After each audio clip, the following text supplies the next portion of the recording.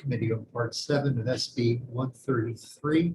I find that due to the state of emergency declared by the governor as a result of the COVID-19 pandemic and in accordance with House Bill 67 and the governor's emergency order number 12 pursuant to Executive Order 2020-04, this public body is authorized to meet electronically.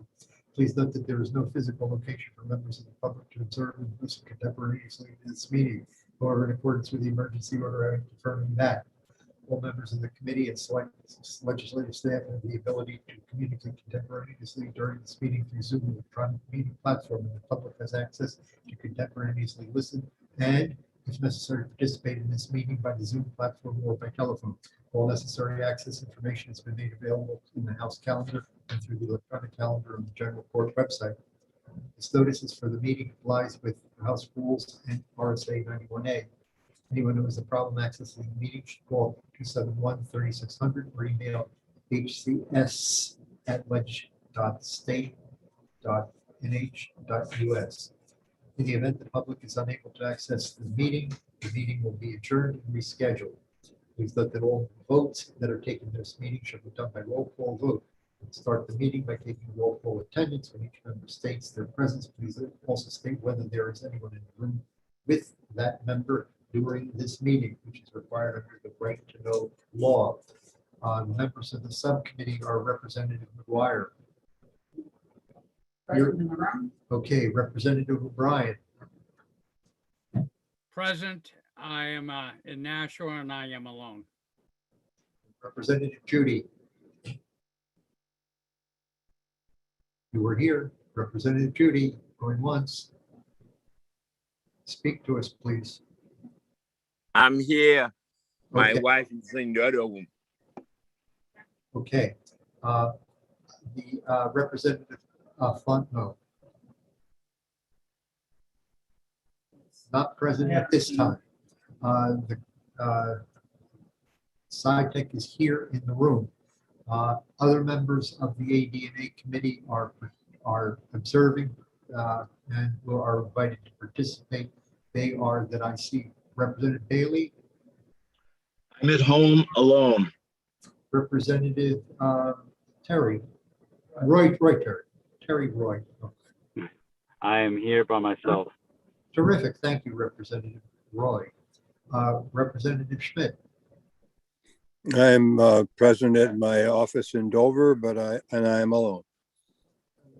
Okay. Are there any other members of the ED&A committee here? Representative Goley is here. Representative Monzara is here. Well, okay. Representative Goley, are you please announce yourself? I'm home and my wife's in the other room. And Representative Santo-Nastasso, did you say? Monzara. Lanzara, I'm sorry. Hi. Good morning. Home and alone. Okay. I don't know that their presence is required, but They're always welcome to listen and see. well, I'm talking about Watch whether, out. oh, of course, that's true, but I'm talking about whether from the record to more information is desirable. We are here as advertised to study Section 7, Roman 7 of the Omnibus SB 133 FN. And Starting on page 41. it starts on page 41, and I'm hoping that people from the OPLC are here, in particular, Mr. Porter and Mr. Broderick. They are both here and they are both able to speak. Okay. I would like to start by going over my comments, my take on the bill, and then invite others either to interrupt as appropriate or to then chime in after I've after I finished or as I proceed. This is I want to accomplish things. I'm not too concerned about the formalities of things. I'm going to say initially to Mr. Broderick and to Mr. Porter that I thought going into this that this would be just going over it technically, and I think there's more to it than that.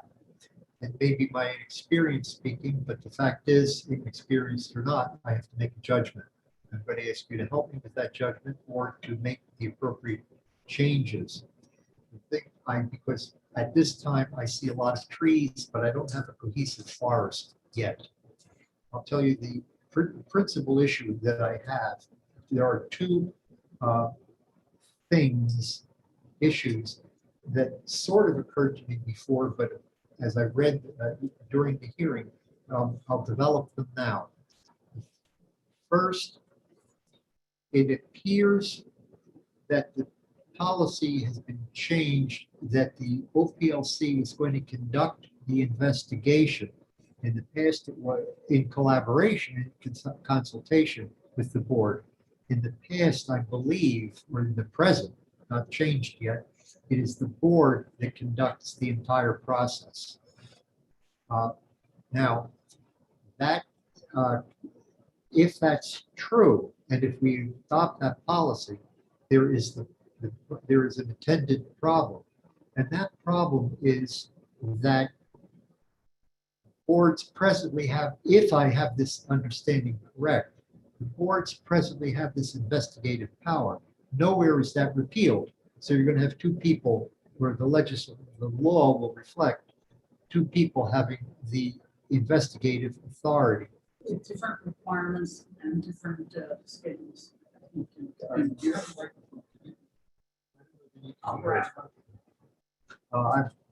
Representative McGuire has amplified, clarified what I'm saying here.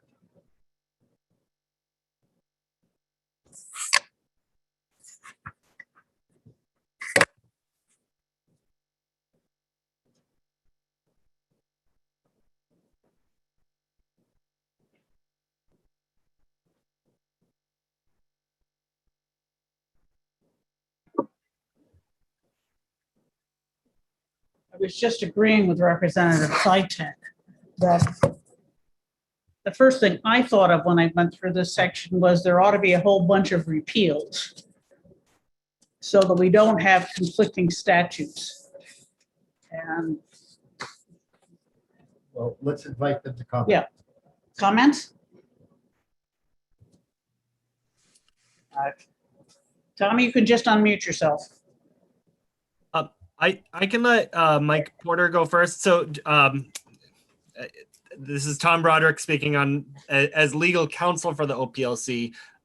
Michael Porter, Attorney Porter, is an Administrator 3 in the Enforcement Division, and he might be best able to to speak from the enforcement side and explain what's going on over there. And I'm happy to speak to any remaining pieces. Well, let me understand the characters here. Mr. Broderick, you're legal counsel. What's Mr. Porter's in Portsmouth office? What's this about? I don't understand who he is. The boards, this gets a little bit to your first part of the question about that, who's conducting the investigation. A lot of our boards previously used to work with a division of the AG's office called the Administrative Prosecutions Unit. Not all of our boards would. I think it was 10 or 12 did. And those boards that worked with them would send cases. The board would decide whether to investigate a matter. They'd send the case to APU to investigate. AP would draw up a report and send it back to the board, and they would and then the board would make the decision on whether it needs further investigation, whether to move forward with discipline, or whether to send a letter of concern. The decision was all up to the boards. Michael Porter is in the enforcement unit of the OPLC, which is taking on that role. So the administrative prosecutions unit at the AGs is, I believe, they're not going to be working with the boards anymore. And so our enforcement unit is, and they are going to be doing essentially the same thing, but supporting all of our boards rather than only those 10. I think Mr. Porter can give a lot more detail there, but that's sort of the grand view. So Mr. Porter sort of is a subcontractor for the Attorney General, handling enforcement. Do you want me to explain? Please, yes, yes. Okay, so I am, I'm gonna go back a little bit here. We are not subcontractors. We are employees of OPLC. That With was an image, to- that wasn't reality. Oh, all right. So what I want to explain is our function is to assist the boards. Okay, so for example, I'll use Board of Psychology, Board of Mental Health, real estate appraisers. They have, I believe, Board of Psychology, Board of Mental Health have subcommittees, they're the investigative unit for those particular boards. The Real Estate Appraiser Board uses a recused board member for those investigations as well.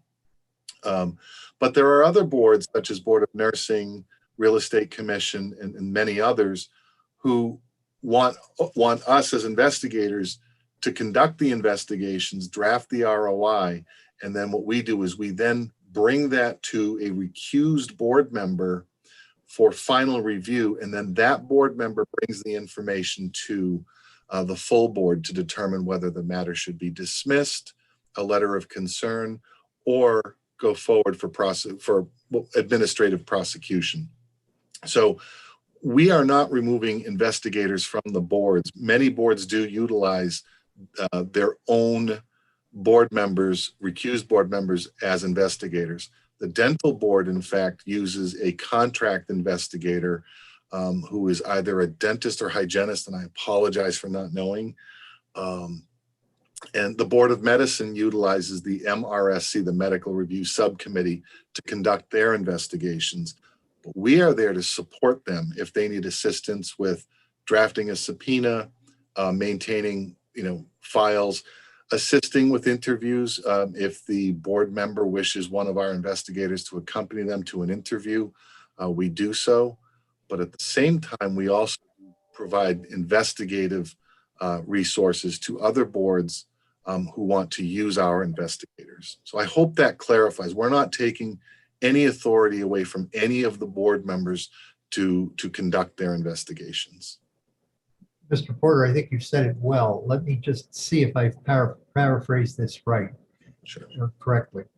Every board still always has, still retains, and even under this bill, would still retain the authority to conduct its own investigations. Yes.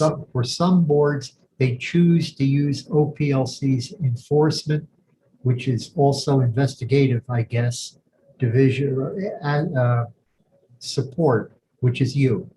Yes. And then you would report back to the board with your findings, and the board would decide whether they have enough or need more to proceed. Is that right? That is a great synopsis. Yes. Now, that's thank you. Thanks. But what I'm looking for is that supported that's got to be supported in present statute, right? So it is, and under 310A with the administrative functions, I can let Tom speak to the statutes that govern OPLC. He is far more. Okay, I'm in danger of belaboring this point at this. Representative Dwyer. Yeah, I think that in many cases, it's not 310A, it's the specific statute of each board. Like the psychologists are under 329B:22, is all about investigations. That's correct. And that is a board, along with Board of Mental Health, who have, I'll just refer to them as subcommittees. I believe the Board of Psychology has the PCI, and they conduct, they're unique from all the other boards in that they receive allegations first, which do not necessarily require a response. If the board then determines that the allegation rises to the level of a complaint, then there's a required response, and all of that information goes through the PCI for Board of Psychology, and they conduct the investigations. Right. Our unit would assist with the prosecution of the matter. So for the Board of Psychology, our unit would handle the legal aspect of it. If a case had to be prosecuted, our prosecution unit would handle that prosecution. Okay, well, Tom, I'm very concerned that this section does not say things like that. So I think sorry, Representative McGuire, you had specifically mentioned the Board of Psychologists. I believe this is in each of our boards, but when the OPLC was created in 2015, all staff that used to be employed directly by the boards were transferred to under the OPLC. So if you look at 329B22, this is the Board of Psychologists statute, subsection 3. This is specific to investigations. After determining the nature and scope of an investigation or hearing, the board may employ or retain hearing officers, legal counsel, medical advisors, school psychologist advisors, or investigators through the Office of Professional Licensure and Certification. So I believe there's similar provisions in each board. I need to go through them all, but I hope that answers the question as to the authority, the current authority for OPLC to be assisting boards with investigations when they want assistance. I understand the OPLC can assist, but reading this statute, it doesn't clearly link to the board's authority. It appears to me, and I'm not a lawyer, I don't even play one on TV, but this sounds like the OPLC will take command of the process from, opening the mail with a complaint in it.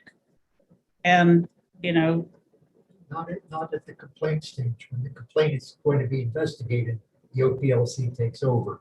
no, it's not clear. It says upon written complaint of any person. That's on line 30 on page 41. The office shall. I have my hand I'm up. concerned that we are going to have conflicting statutes. Okay, we've hogged this. Let Representative Schmidt speak. Thank you very much. I had my hand up for a while, and I'm not sure it's being seen, so that's why I spoke up after a while. So what we're discussing, what you've been discussing up to this point is clearly very significant and needs to be worked out to the satisfaction of the legal eagles. But we certainly want to participate with our experience. But the thing I've been concerned about all along is not this, although it was not a matter that I disregarded or didn't care about, but the concern I have is with regard to the effectiveness of the investigation from a technical standpoint, not from a legal standpoint, because the OPLC can't possibly, in its enforcement arm, have the expertise of all the boards with regard to the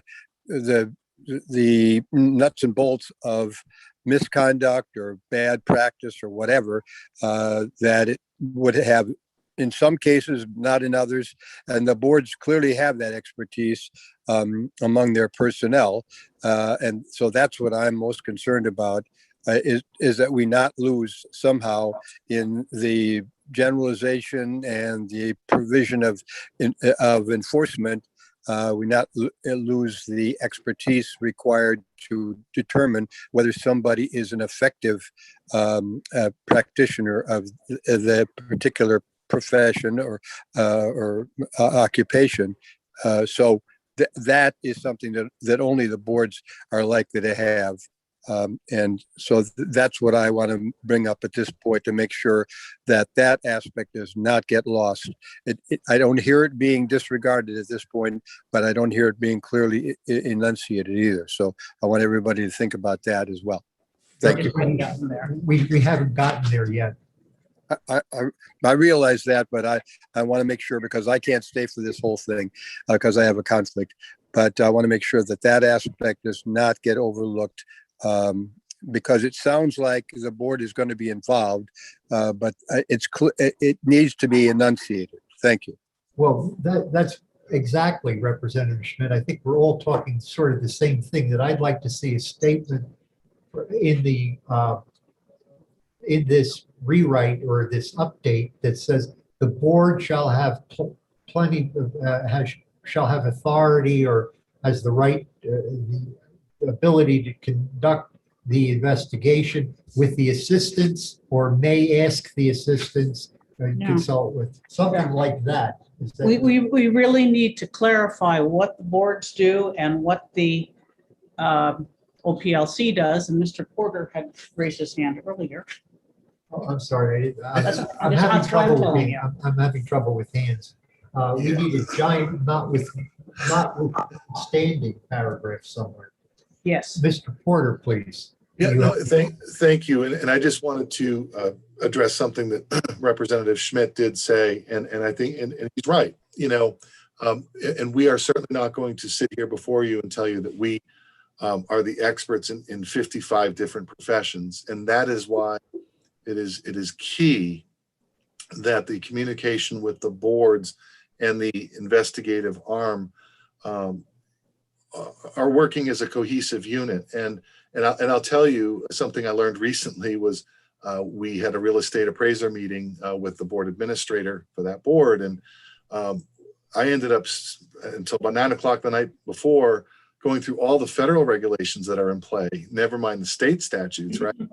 And the federal audits that are conducted and the importance of those. So boards such as real estate appraisers, Board of Psychology, Board of Mental Health, Board of Medicine, it is vital that our communication remains open and consistent with those boards or subcommittees, because they are the experts in the field and we are here to support them and do what is necessary. But I also want to talk about, when I say enforcement, we also have a prosecution arm of that. We have 2 attorneys currently prosecuting, and that comes down to simply a matter of statutes. But I do want to emphasize, we have every intention of continuing to, if boards wish to do their own investigations, we'll be supportive. If they wish for us to interview witnesses on their behalf, we're happy to do that. Absolutely. I think we're all on the same page in the sense that there is no intention, as I read it, as I hear you, of usurping the board's authority. I think you've made that clear. The problem is, I don't know that the law that as the bill as written makes that as clear as you have just enunciated it. And I would like, for myself, I would like to see this somehow rewritten. I don't have the words for it, but I want a clearer statement of what you have just said. I don't think the bill as written is as explicit or as forthright as you have been just now. And I think we've made that point. I'd like to. Yeah, I would strongly agree with Representative Sytek. And I think, Tom, you would be the right person to put in another clause that about the process and how it relates to the boards and does not usurp the existing statutory of the boards. Because if this is without such a change, this would be read as being later than the investigatory processes of the boards and therefore would supplant them. And it doesn't sound like that's what we want to do. And Tom does have his hand up. Mr. Broderick, Tom. Thank you. So yes, I'm happy to help draft something like that. I will point out, as Mike had said and is abundantly clear, the intention was not to do that. For instance, page 41, line 30, which Representative McGuire, you had pointed out before. If you go up 2 lines before it, it makes clear that boards have that authority. Page 42, lines 30, it says the board may dismiss the complaint. It's not a decision made by OPLC. But I'm happy to take a look at this, retool it to make that much more out front. I think the big picture, and it sounds like the committee probably understands this, is starting to, or there's various issues that are in all the different practice acts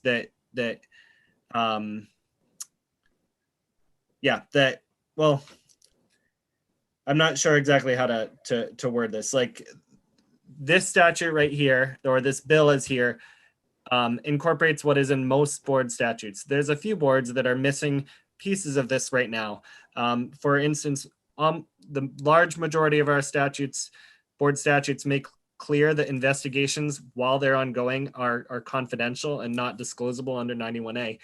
Some board statutes lack that language. And I believe the correct read of that and read of 91A is that those are still confidential because it's an investigation.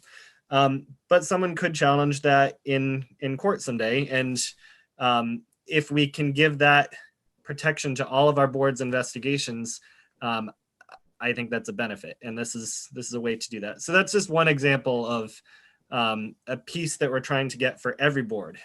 Absolutely, I take that. I also recognize that Representative Goley and Dr. Warner want to speak, but let me just throw in that while you said you cited line 30 says all that they still have, they can dismiss it. I think there's wiggle room there, and I'm not content with that. I think we still need to talk about a rewrite, but I now want to move to Representative Goley, please. Did you want to speak, Representative Goley? Yes, thank you, Mr. Chair. And on that same topic that you're speaking to on lines 30, 31, 32, I look at it as when you look at line 31, in consultation with the board, the office shall assign an investigator. There's no wiggle room there. Who shall complete the investigation in accordance with rules? Maybe it should say may assign an investigator because the board may not want them doing the investigation. They may want to handle it on their own. And I just also look at, if you look at page 42, line 2, for the purpose of carrying out the investigations, the executive director is authorized to retain experts, conduct inspections on places of businesses. To me, it's taking the authority from the board and giving it totally to the executive director to do that investigation, the way I read it. Okay. And the only other thing I want to bring up is I'm a little concerned that we haven't heard from any of the boards about this going on and this bill coming forward. And that's just a little concern that nobody's stepped up to even speak about it. Dr. Warner is here representing the psychiatry board, and if she will stop waving, psychology board, and if she will stop waving her hand, we will get around to her. Representative Goley, terrific. Before I recognize Representative Warner, Dr. Warner, how about something like, I'm really interrupting the show here. The board shall conduct an investigation which may request the assistance of a OPLC. I think that is where I'd like to see it. That it stays with the board with the assistance of OPLC, which they may ask. Dr. Warner, you're at bat. Oh, thank you very, very much. I appreciate it. Dr. Debbie Warner, I serve on the board of psychologists, and I appreciate the opportunity to address this subcommittee looking at Part 7 of Senate Bill 133. Just in terms of the support that we receive from OPLC, it is great. Wonderful, wonderful personnel. They just do fabulously all the time for us. Looking at this bill, this section though, I do have concerns that they reflect very much the concerns of those mentioned already. I just want to say, I don't think that many things in this section are needed at this instant, except perhaps for what Attorney Broderick just mentioned in protecting certain investigations from 91A disclosure. But the OPLC is new, and the enforcement unit is very new, and they've been marvelous with us, and we're learning as we go. But I think this portion, this legislation section may be premature. We're in sort of the beta development phase of the enforcement unit. They're learning as they go by boards, and ours and mental health are very similar because our statutes are almost the same. And Debbie, I just want to say, I won't talk long. Would you please repeat that? You broke up along the way, at least for me. Oh, okay. plug this. I'm gonna plug in a better connection. We left Okay, off with this- praising this- the OPLC's efforts, and we largely agree. It's the question of what the words say that is bothering us, not what the OPLC is not bothering us. Yes, they're new. They're marvelous.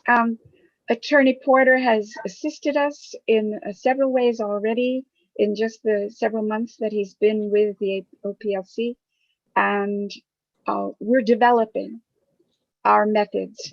And of course, he has to do this with 55 boards. I do not envy this position that he's in. And I do understand that in some ways, OPLC needs to have some reproducible modules of action that will work across the boards. I think that this is a good first draft of something to launch from, but it's going to take interconnecting with and examining this in light of all of the boards to see how this will work in the long run. I think that it's premature to bring this forward now in this section. I think the only things that are particularly needed right now are what Attorney Broderick mentioned, which is the protecting investigatory information for certain boards from disclosure on 91A. But there's so much going on here and changing. I think that the enforcement unit that we have today is going to be very different than the one we will have in 6 months or even 12 months. And they will have gotten even more brilliant at what they do. And it will, I think that this is a good beta template for something that we might consider developing for a uniform approach for assisting the boards, and that certain boards might be part of the we help the training wheels approach, and then the other certain boards you're on your own, go hiking.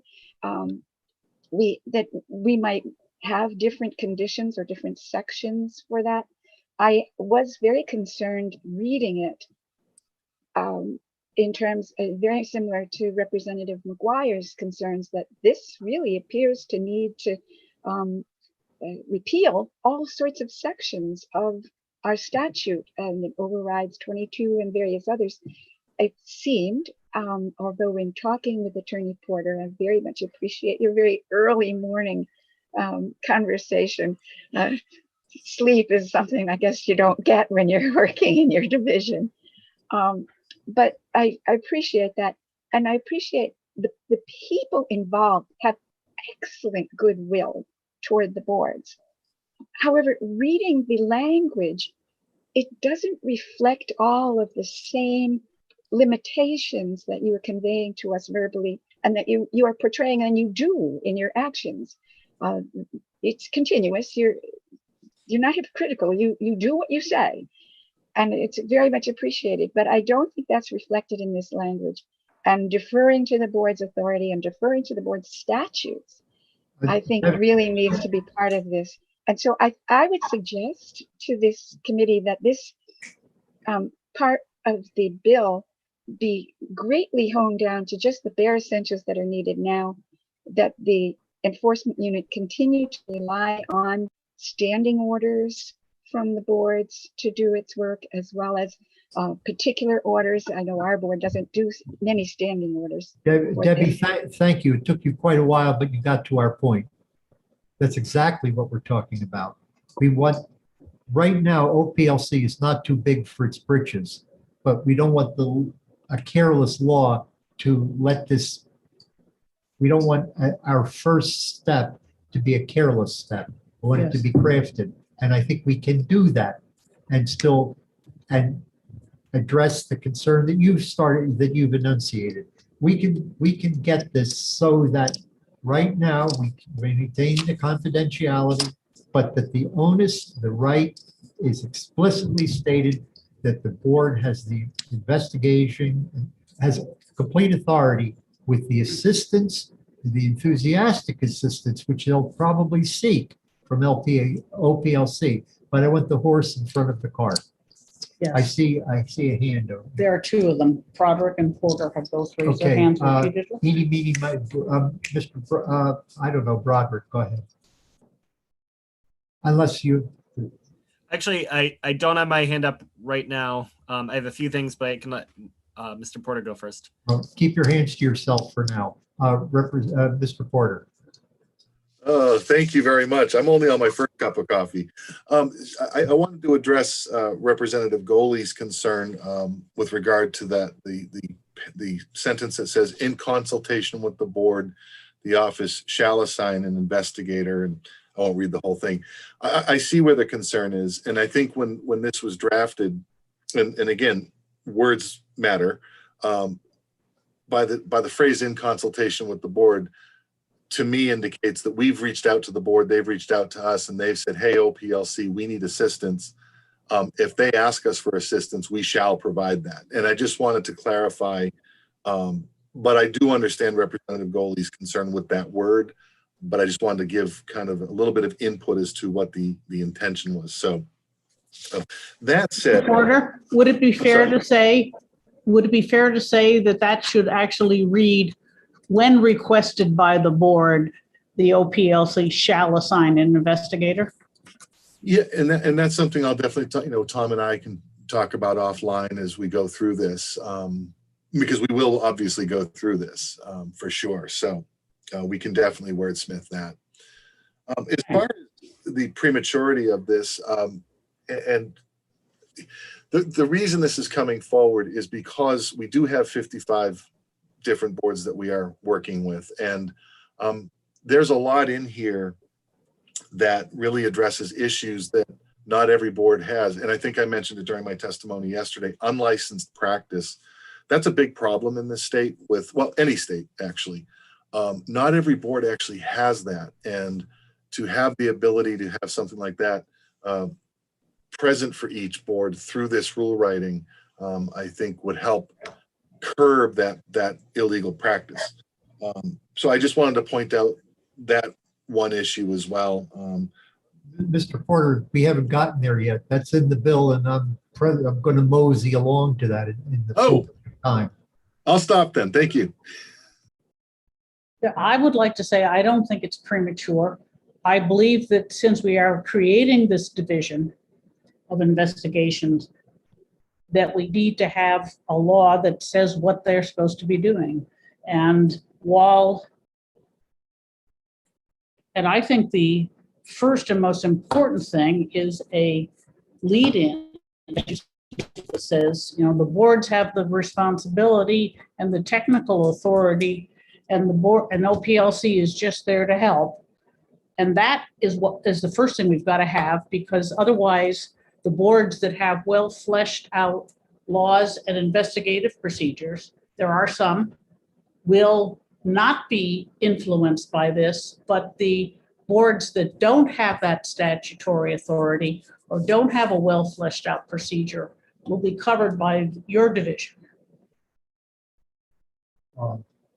Okay, somebody, I think one of you said wordsmithing. I'm going to get to wordsmithing in a minute, but this may only be a few words, but it's fairly significant. It's more significant than wordsmithing to me. I don't think you meant it I don't think you meant to minimize it, but we've spent 40 minutes on this point, which is probably the most important point of the bill as far as I'm concerned. Tom's back up.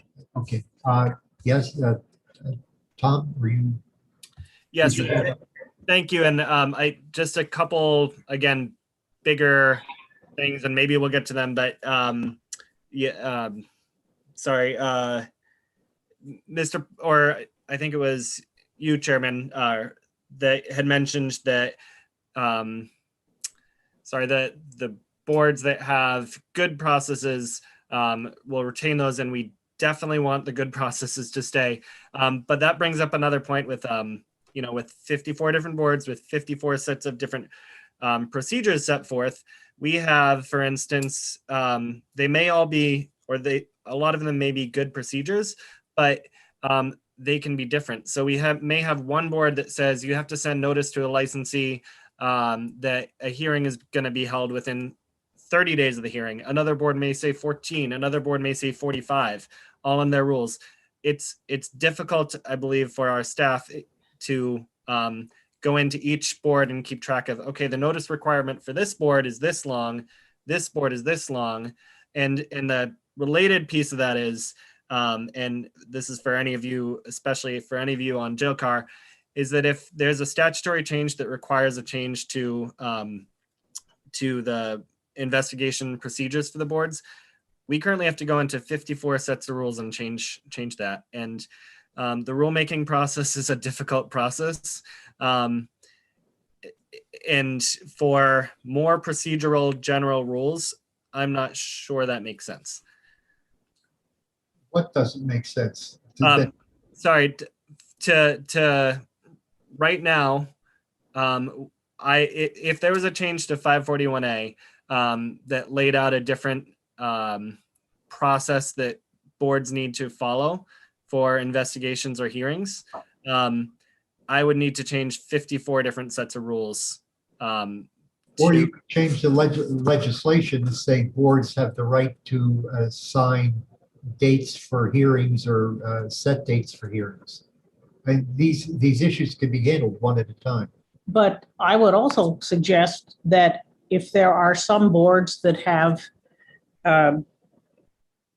poor or no investigative procedures, that we delete the statutes authorizing them and allow this to cover them. I mean, you've got a wide range of capability between the boards. Some of them, like the Board of Medicine and the Board of Psychology, have well-developed investigatory procedures. I don't know about the Midwifery Council, for heaven's sakes. We always use that as the example. But there's got to be some of the boards where the statutes are minimal and the rules are, and they don't really do much in the way of investigation. If I may get back to Tom, that's interesting what you've just talked about, but it's not our point of who has authority, ultimate authority for investigation and discipline. And I welcome echoing, responding to Debbie Warner's point that OPLC has been wonderful to work with. I still want the law to say that, and it doesn't matter whether it's 54 or 540 agencies. That can be specified in the law.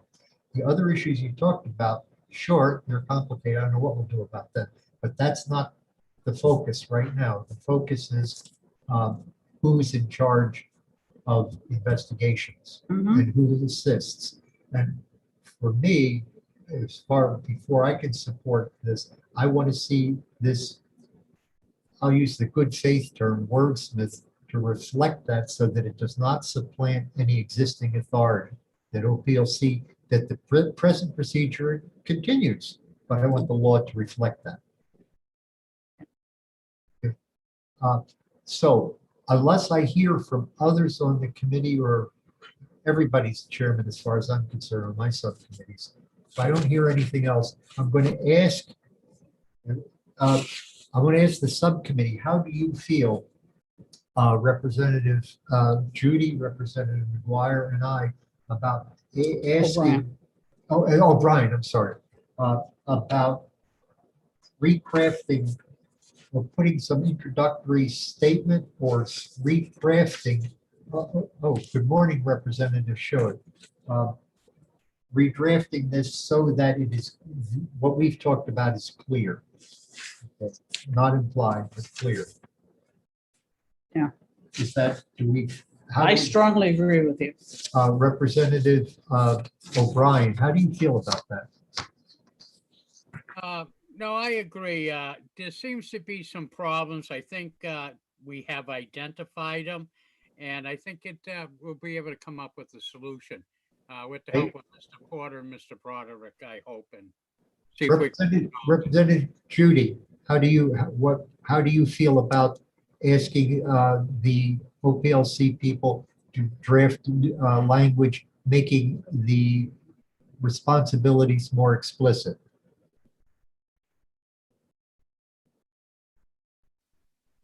Representative Yes, Judy? yes, Okay, exactly. Yes, the language for me, because we have one of I forgot his name, who really touched me when he explained what's going on in the OPLC. So I think that was Mr. Porter. Yes. Yeah, I have to, you got it too. Okay, Yes. Mhm.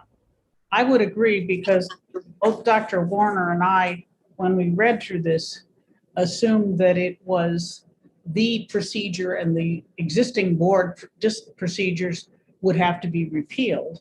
And since that's not the intent, I think it needs to be way more explicit. okay. Mr. Broderick, Mr. Porter, Tom, Mike, does this resonate with you? Can you do this for us? Yeah, we're happy to go back and take a look at this and get something back to the subcommittee. Okay, great, thank you. I think we're gonna have to have another session. Yep, we will. Okay. Now, there are other issues that I have with the bill, and I'd like to go along and proceed with them and invite the subcommittee to either interrupt or bring up their own as I proceed through the bill. Okay, does that sound reasonable? Mhm. All right. There is a question of confidentiality running through all of this. I'm not going to develop that because I think that doesn't have this. I think that's clear that things are confidential. Except until, well, let me wait. First, on page 42, line 18, it says the officer board may disclose information acquired to law enforcement or health licensing agencies. Under what conditions? Now, I'm pointing out that everything that we're reading here is new law. So we're not dealing with existing statute. Everything from I1JGI on where is inserted in A3 or where A1. Right, this is all new. This is all new. So I think, I'm sorry, perhaps I'm apologizing for the question, but I'd like to see under what, should there be a statement? Subcommittee, what do you think? Should there be a statement that this information that's disclosed, there should be circumstances under which that is done? Am I imagining a problem here? No, I think it should be clearer that law enforcement, I mean, if you find evidence of a crime, yes, that's one thing, but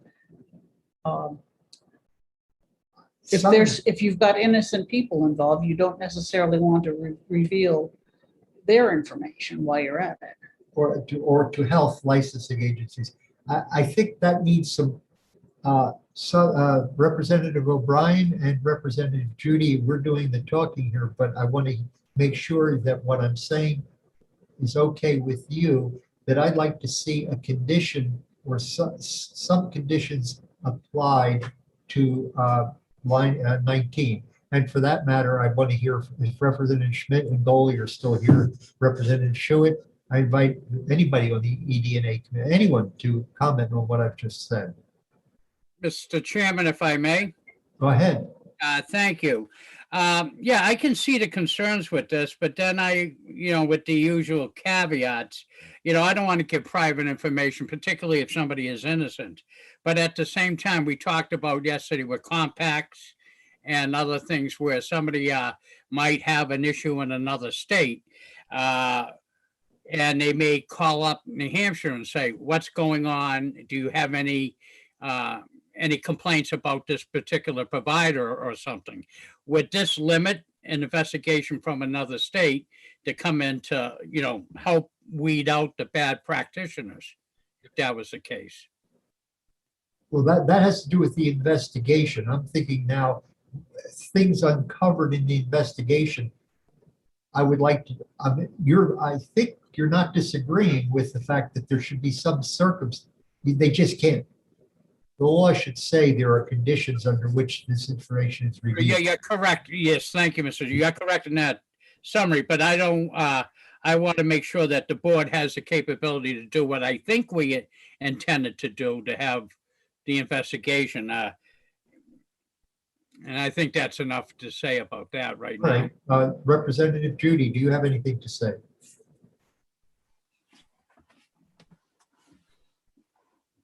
Tell you what, I will proceed, and if anyone has comments, objections, some. You've got 4 hands up. Oh, so I didn't, well, I'm having trouble with hands. That's why I'm listing them for I'm you. sorry. Okay, let's, Debbie Warner, please.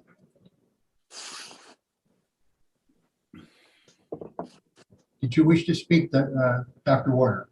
Yes, the language that you're talking about on that line, there's similar language in our statute 329B 22 Roman 1. The second half of that paragraph includes a similar thing, but it has the conditions that Representative McGuire seemed to be concerned about. And it says here, the board may disclose information acquired in an investigation to law enforcement only if it involves suspected criminal activity, to health licensing agencies in this state or any other jurisdiction if the licensee has or is seeking additional licenses, or as required by specific statutory requirements or court orders. So that is more specific and might help your concern Well, if it was I do have- borrowed. so- and that may help because I'm going to be in, I will ask, unless the subcommittee doesn't feel the way I do, that this should, that a condition such as that you've read to us should be included. Mhm. I agree. Okay. And Representative O'Brien said much the same also. Okay. As I said, I think I'll proceed and just look for hands as I say these things. After I get finished or while I'm doing it, if you have questions along the way, you can interrupt. Mr. Roberts. Thank you. I was just, Dr. Warner had pretty much explained what I had said. This exact language came from the majority of our boards. The majority of our boards already have this exact language. Psychologists, their statute is a little more specific. There are a few boards that are missing this language.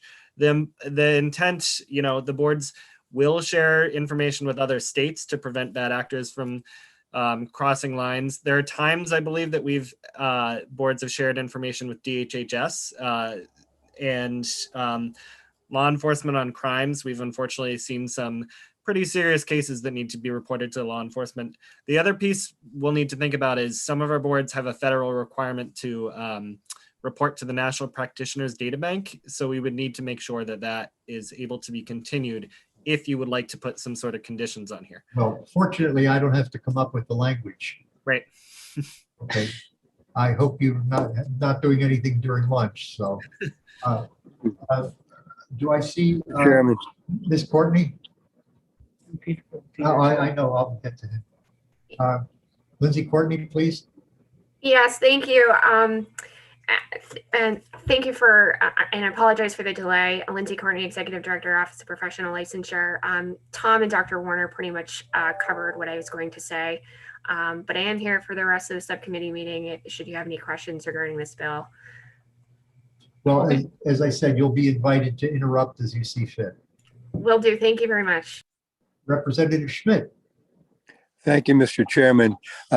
Just a couple of bits of information. Number one is with regard to confidentiality, which was mentioned earlier.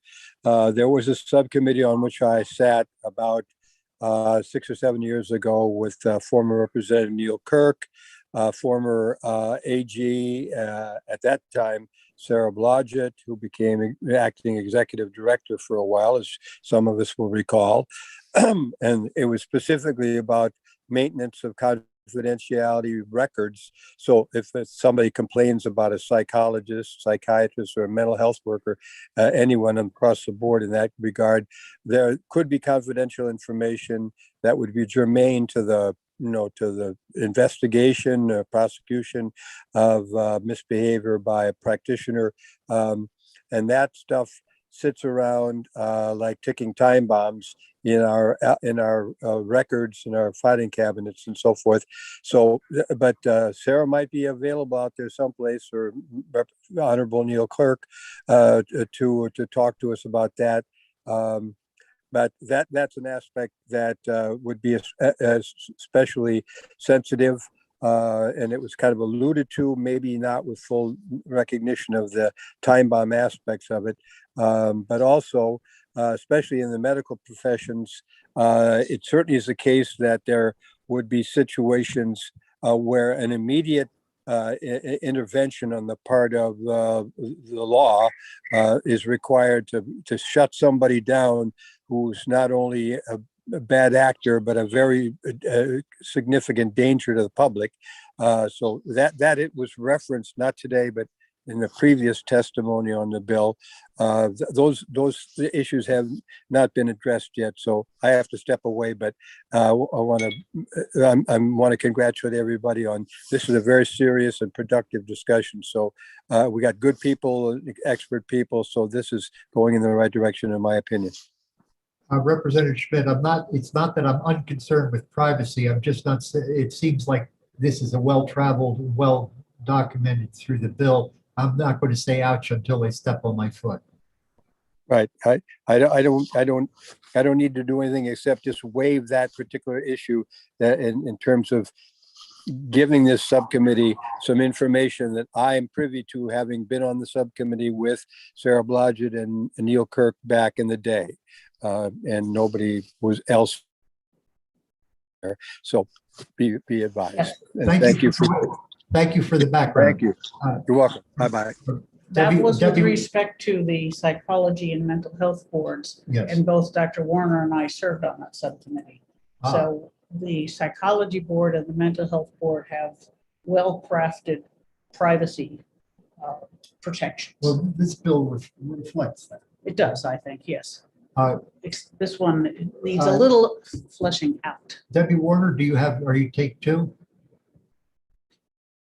Yes. Did you just call on me? Yes, I think you had your hand up. Yes, thank you so much. Yes, there are a number of people here who are new, but it was 2011 when this came forward that the Attorney General's office was taking patients' medical records without their knowledge or consent for the use of investigations. And that was concerning third-party associates. Let's say you wanted to investigate a pattern with a doctor and you would requisition records that were not part of the original complaint. That went through the governor and council, through jail car, through this committee, through the House and Senate, and unanimously, the bipartisan, everybody was against that happening.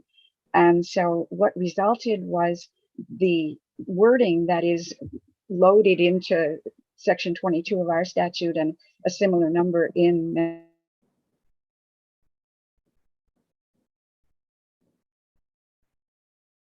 Are you speaking? You've cut out. and so there are those involved here in this process, in this bill, who had never touched that. That process was worked out with Representative Kirk and Sarah Blodgett, who was representing the APU at that time, and also your subcommittee with Representative Schmidt, Representative McGuire, Representative Sytek, and others. And it was very well crafted. It was a long process to craft that, dealing with recusal issues and all sorts of things like that. But it was well done and agreed to by AG's office and the parties of the petitioning for the law. And so if you're going to borrow cool stuff, I would hope that you might borrow that for the other boards. And it would be very much an enhancement. I'd be very happy to help with the revision process. And I would be, I won't be long-winded if From the you look ask of it, me to help. Mr. Broderick has been attentively listening and will welcome the assistance. Okay, if I may, I'd like to move on. I had a little trouble with Roman 5, allegations of professional conduct shall be brought within 5 years from the time of that the office reasonably could have discovered the act. Well, what's that mean exactly? I would have thought the statute of limitations is 5 years, cut and dry. It happened 6 years ago. We don't look at it. What's that reasonably could have been discovered? Can you give me an example of how that works? Mr. Broderick, Mr. Porter? Thank you. So I can only use an example from a real estate commission case that I had where the party was unlicensed in conducting multi-million-dollar transactions in the state. And what we found was there were some cases that were outside the scope of with regard to the statute of limitations. However, the argument initially was that there was no reasonable way to find this information but for this current investigation, which was within the statute of limitations. Ultimately, the case settled and we didn't end up litigating that. But this is one of those situations where a real estate transaction may happen 7 years ago, but we only find out about it through the course of an investigation that falls within the statute of limitations. This allows us to claw back to that transaction to say there was no reasonable way we could have discovered that but for this ongoing investigation. So there are times when you have to claw beyond the statute of limitations, but it's a pretty high standard to show. It's not very easy to overcome that hurdle, but it is an important hurdle to remain in there. I don't think it'll be a practical problem, but it sounds like you claw your way back forever, because if wherever you find it, it could be 20 years later that the title is flawed because it was an unlicensed broker. You can claw back then, because from 20 years, I don't think it's a practical problem, but unless somebody else wants to develop that. Representative O'Brien wants to speak. Okay, Representative O'Brien, please.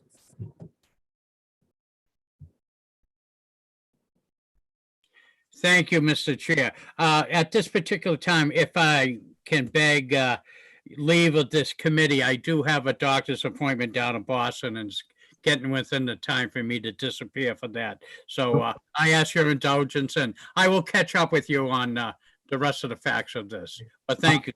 Representative O'Brien, I think we've covered the big piece of this. There is more wordsmithing to be done, but I think you've heard the most of it. And if you want to put yourself on speakerphone in the car, you're welcome to. I'll have to ask my wife. She doesn't share the same interest in government that I do. Okay, well, happy doctor. Thank you, sir. Thank you. Mr. Broderick, did you have something to say? I was just going to add that this language is pretty standard. It's already in 332G9(1), which applies to most but not all of OPLC boards. And as Mr. Porter said, there's just some instances. Think about this is used in the criminal context too, a doctor that maybe did something negligently, but it doesn't get discovered by the patient until 7 years later. Something that was put internally incorrectly or something along those lines. This is a way that they can still be held liable. Mr. Broderick, even though I had said this is new law, I suspected this was boilerplate and that my heart really wasn't in it, but I wanted to mention it. Okay. Next item that I want to talk about is Romans 6. The board may dismiss a complaint if the allegations do not state a claim of professional misconduct. What's that for? That's, it's sort of like saying, please do not read this sign.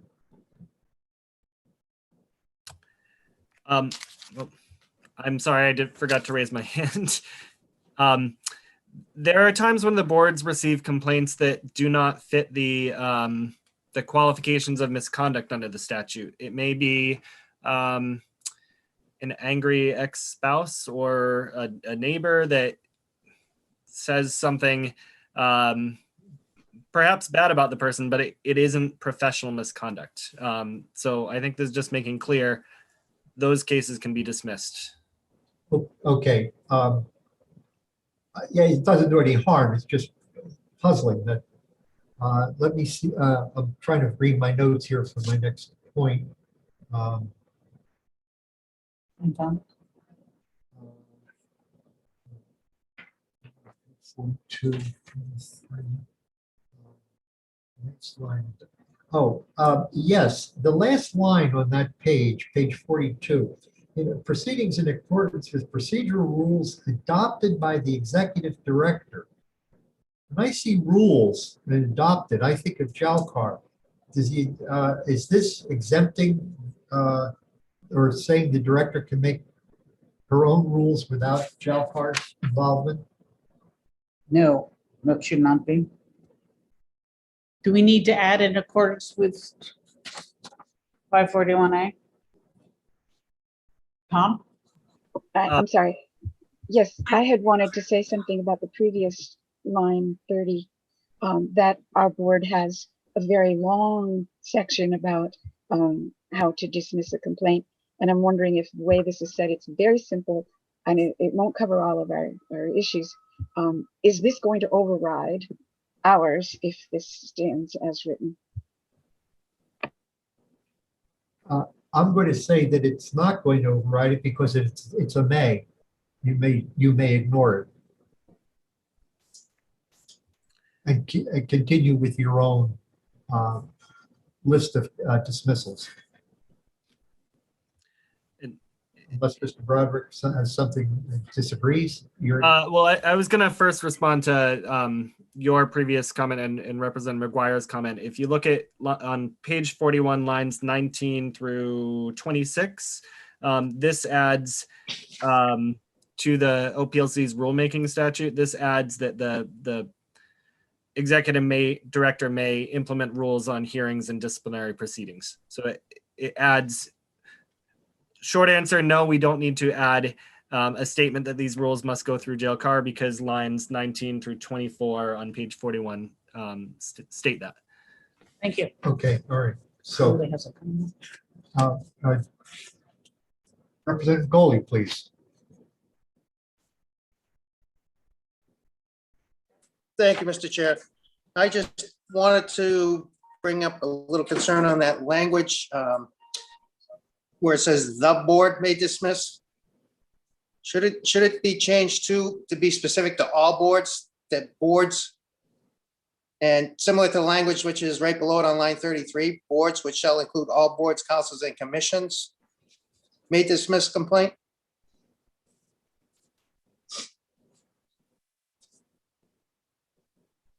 Yes, for symmetry, it should say so. That's since there's going to be some changes, I think that let's put that in. Because it's referencing just specifically the board, not stating, I mean, where it could be any of the boards or commissions. Oh, good point. Okay.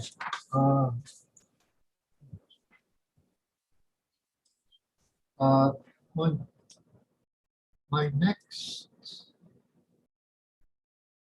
point is page 43, lines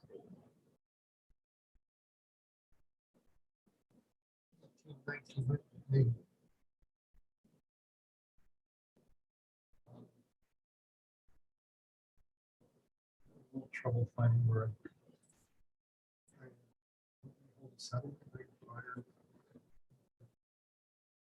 please hold on just a moment.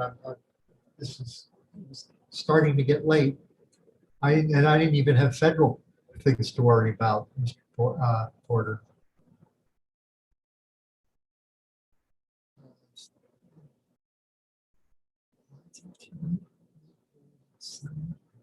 You might, that's where you would say if the complaint is unfounded. Yeah, let's get, I don't think that's terribly important. There was something, there is one here somewhere. I gotta find it. The words are settlement agreement approved by board, wherever that is. Why would this? I didn't know. line 15.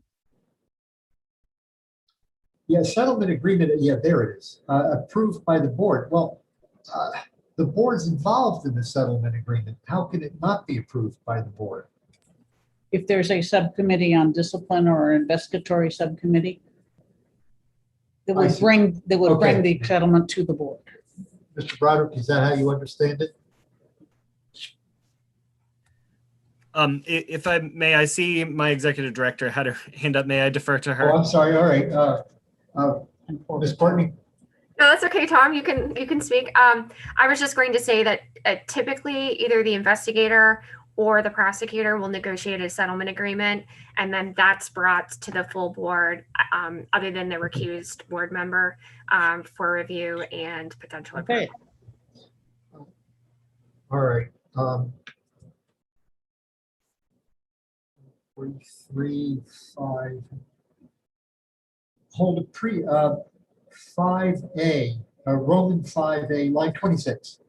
Hold pre-hearing conferences exempt from the provisions of, this is all part of the confidentiality, Yes, that while they're negotiating this stuff, it's confidential. Am I reading that correctly? That's correct. Okay. Yeah, page 43, Romans 7. This concern, boards, councils, and commissions may take non-disciplinary remedial action against any person upon finding that a person is afflicted with physical, mental disabilities. Is there a due process there? I mean, I realize it's not criminal, but the fact is, you don't give them a chance to advocate for themselves. You say, it's not gaslight. I really am. You know, this is real, or something. I'm not saying that well. It seems who's making the, well, I see who's making the determination, but is there an opportunity for the licensed or certified person to respond? I don't see that. Mr. Porter is nodding, so Mr. Porter. So I can defer to the executive director. I think it's a case I recently had where we have to give the licensee the opportunity first to receive notice and be heard before making that recommendation. So we work with, the boards work with the New Hampshire PHP, the Professional Health Network, where we see nurses, let's say, who are engaged, let's say drug diversion of some sort, but there may be an underlying condition. They have a right to be heard before they can be ordered potentially by the board to go through an evaluation with the PHP and then follow their recommendations. So in lieu of, going after their license, what we're trying to do is give them an opportunity to resolve whatever issues may be going on in their life at the time. And what we end up doing in many of those instances is entering into a settlement agreement that is crafted, by us, as well as with a lot of input from the PHP, because they're the mental health experts. And so this is really kind of a broad. That's great. You're doing a great, that's the right thing to say, but there's no, you don't talk about giving them notice or an opportunity to respond here. I think the situation is that upon finding needs a little clarification. Is there a hearing, a settlement? What kind of due process is there? And I'm sure you've got some standard language there. Yes. So it's actually in the Board of Nursing Practice Act. The language is actually in there, but we actually go a little further.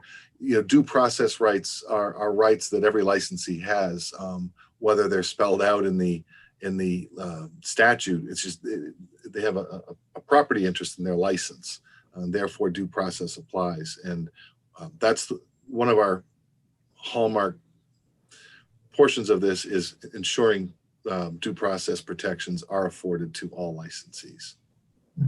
Yeah, but I think just adding that language after hearing, I think that would remedy the subcommittee's concerns.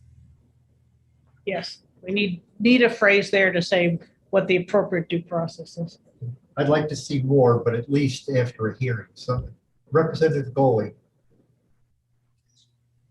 Thank you, Mr. Chair. And I too have a little concern about that. I understand it may be part of the language in the Nurse Practice Act, but reading some of this, afflicted with physical, mental disease, disorder, or condition, considered dangerous to the public health.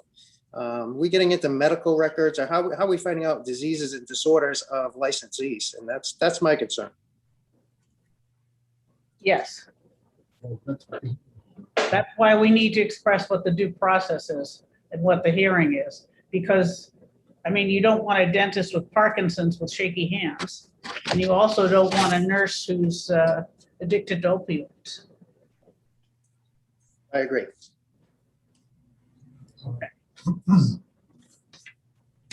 Moving right along. Moving on to line 10 of page 44,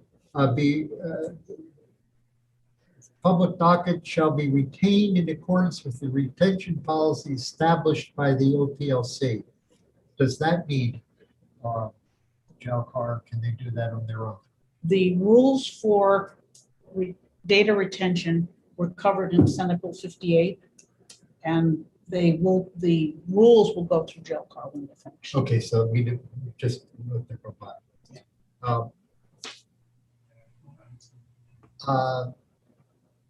Line 15 says, any member of the board or other person qualified to act as presiding officer. Who would that be? You could have a former board member, you could have a hearing officer from the AG. Do they have the authority to preside? Once they are appointed by the board, yes. I mean, as we kept You mean explaining, designated, the board can't appoint anybody. designated, yes. Yeah. It's, All right. Representative McGuire has settled me down unless someone else from OPLC wants to say something, or anyone else. No. I mean, the only thing I would say, Mr. Chair, is that we are currently implementing that model here in the office. We have an attorney who's an hearing examiner. All the boards have the capability of designating that individual to be a hearing examiner. So this just clarifies that all boards have that capability. On the same page, line 27, in disciplinary and licensing proceedings. Why is licensing there? Why is it just in disciplinary? because the boards can hold hearings to consider whether a person meets the requirements of a license. Some of the boards have rather subtle requirements. Is that correct? Yes, that's correct. Often it comes up in the context of it's unclear based on an application whether they meet the requirements, so they'll hold a hearing and have the licensee come forward. Okay. On line 32 on that, fine, thank you. On line 32 of that page, approving a settlement agreement or issuing a consent order. Isn't a consent order and a settlement agreement the same thing? Somebody, OPLC? I personally legally look at consent orders a little bit differently, and that a settlement agreement, you're approving the settlement agreement. A consent order is like an order of the board. They function as the same. So I don't know, Tom, do you have any thoughts? Not really. Not really. I don't know a board that has issued a consent order, to be honest. That Okay, but to issue a consent order is like insisting on voluntary compliance. You can issue an order, but issue a consent order. Have they consented? They've been ordered. So I don't know if this would be considered a consent order. Boards sometimes will, before adjudicating a case, they will get together, and Mr. Porter would get together the licensee and have the licensee sign a preliminary agreement not to practice. And this comes up if the allegation against them is particularly egregious. Sometimes they'll say, okay, rather than you taking immediate suspension of my license, I will voluntarily agree not to practice in the interim while this is investigated and heard. That may be an example of a consent order. So we'll call that semi-voluntary. Yeah, I mean, they'd have the right to refuse because they, of course, have due process rights. But yes. I have Dr. Warner, information on that. go ahead. A settlement agreement is the same process as a consent order, in that it's negotiated and you can make any conditions at all that are legal to be done in our statute. But the settlement agreement is done prior to the issuance of a notice of hearing. Once you have a notice of hearing, whatever you come up with is then called a consent agreement, a consent order. I'm not sure I would agree with that, Dr. Warner. You know, it's in our statute. Maybe anyway, because it's a different character, because your settlement agreement doesn't have a lot of publicity until you publish it, but the consent agreement has already had the character of the order or the order of investigation. The notice of hearing has a lot of the information in it, and that has been made public. I think it's just some boards use one, some use the other. Okay. If I could, this is Representative Roy. Could I chime in? Mr. Porter? Mr. Porter, you're at that. Thank you. So no, I just wanted to say the consent orders, we don't really use them a lot, but I just want to agree with Tom. When we do a preliminary agreement not to practice, then that goes before the board, and the board chair consents to that. That's a consent order by the board essentially, whereas a settlement agreement is generally the final stages of litigation or the adversarial process. So they are a little different. But as far as settlement agreements happen before a notice of hearing is sent out, and settlement agreements do happen quite frequently once a notice of hearing is issued. So I just wanted to clarify that. Okay. Representative Roy. Thank you. I was basically, I actually was an investigator for the Massachusetts Board of Registration of Medicine and the Department of Education. And I was just going to actually chime and say what he said is that the consent decree or consent order is generally preliminary, whereas the settlement is a final disposition on the case. A consent not to practice or a consent to limit the scope of practice, things of that nature will happen while the investigation is underway, just so that an emergency hearing to revoke the license isn't done. So yeah, that's just what I wanted to add to that. Okay, thank you. Good. Line 34, 35 says, any dispositive action taken after the issuance of a public hearing notice. When is the public hearing notice done? Does that need to be specified?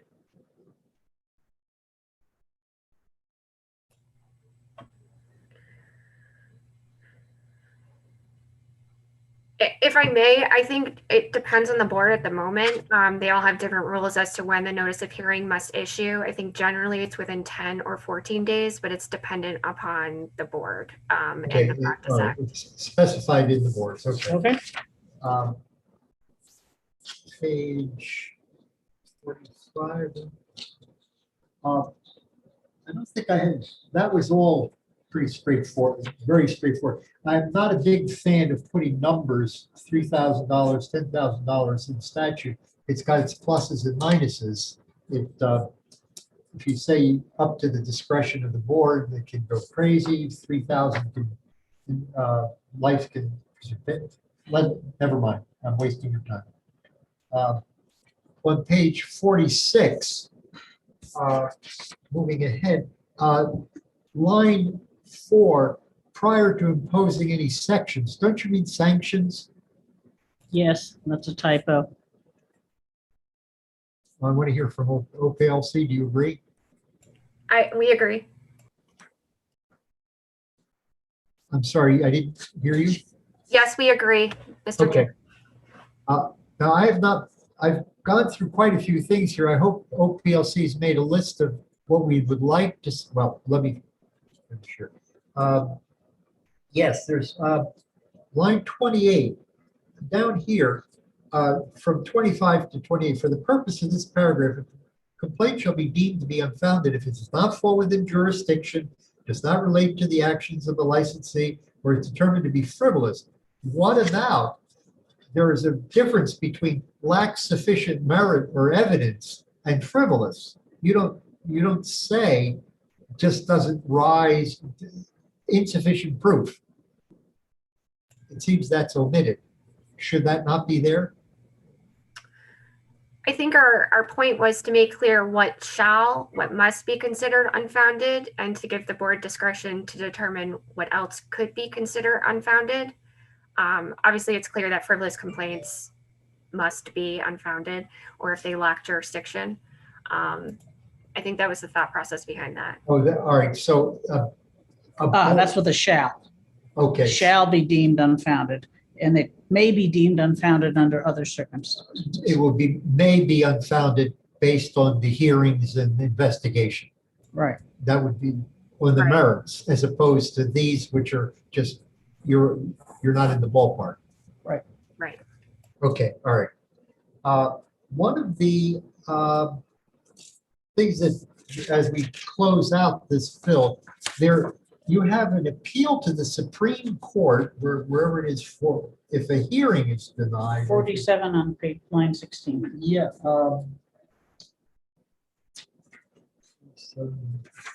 16.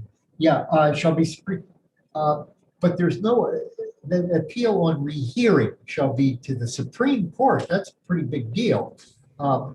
What about, suppose the licensee does not agree that the finding of the board was that he was in violation of his license. He says, no, I wasn't. I wanted, there is no opportunity.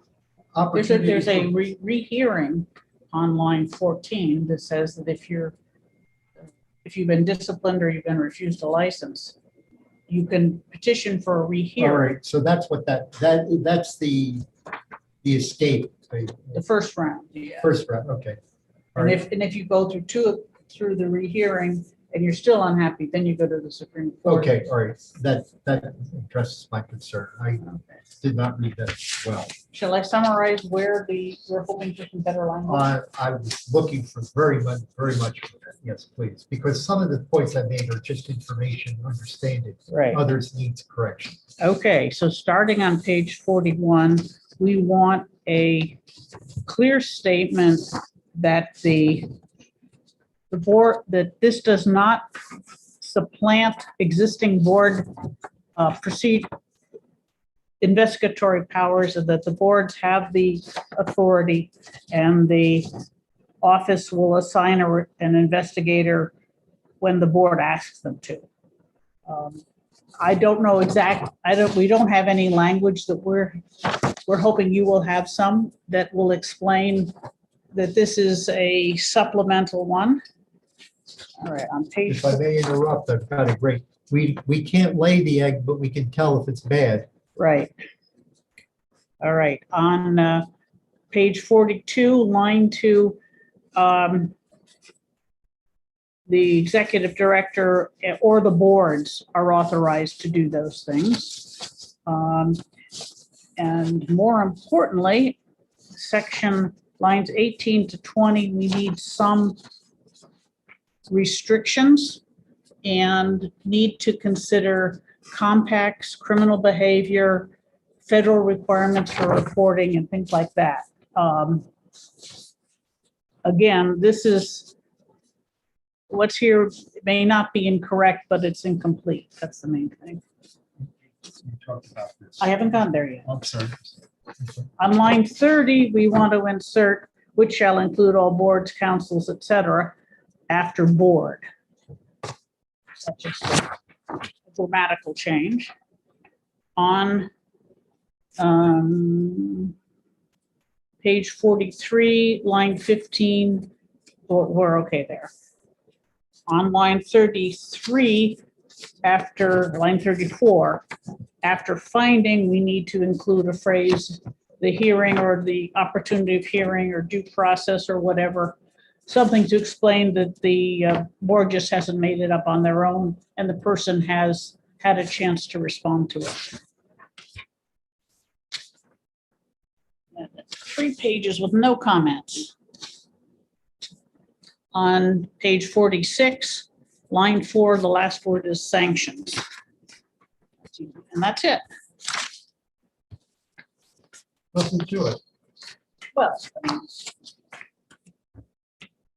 I think the proper language is elsewhere in the statutes, but we'd like it to be clearer here. And if there's any of the boards that have investigatory power or disciplinary issues that are, you know, totally inadequate, that you feel free to add them to the repeals on this. Would simplify things like rulemaking. And to the subcommittee, I think we will meet again based on when OPLC, if OPLC agrees to draft this language, when you will have something ready for us to examine, call it an amendment to section 7. OPLC, when do you think you could have some, assuming you're in agreement, I think it sounds like you are, when do you think we could see something?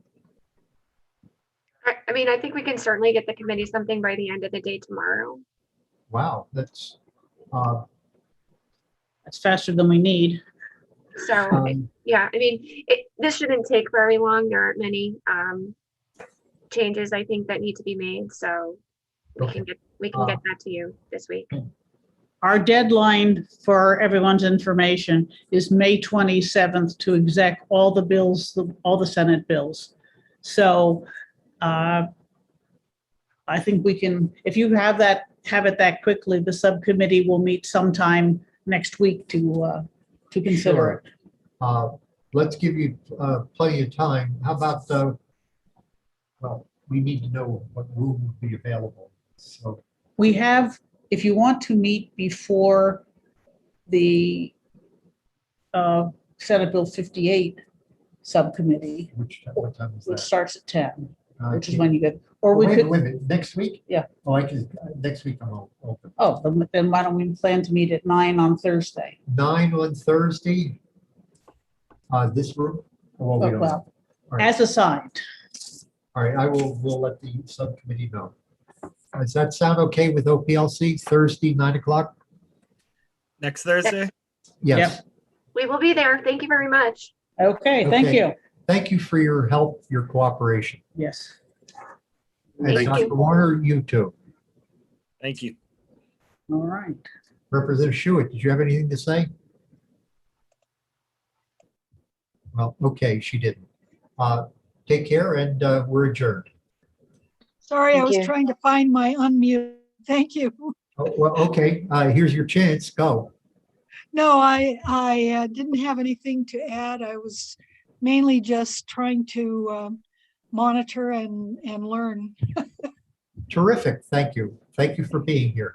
Okay. Good morning. We'll see you all later.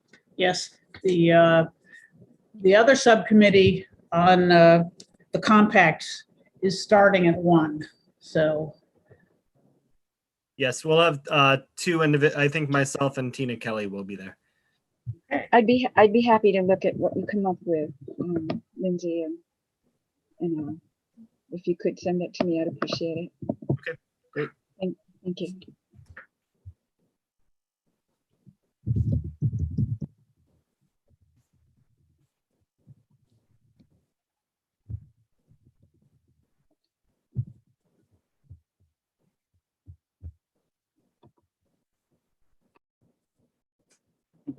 Lanzaro was not here. Was he? he was.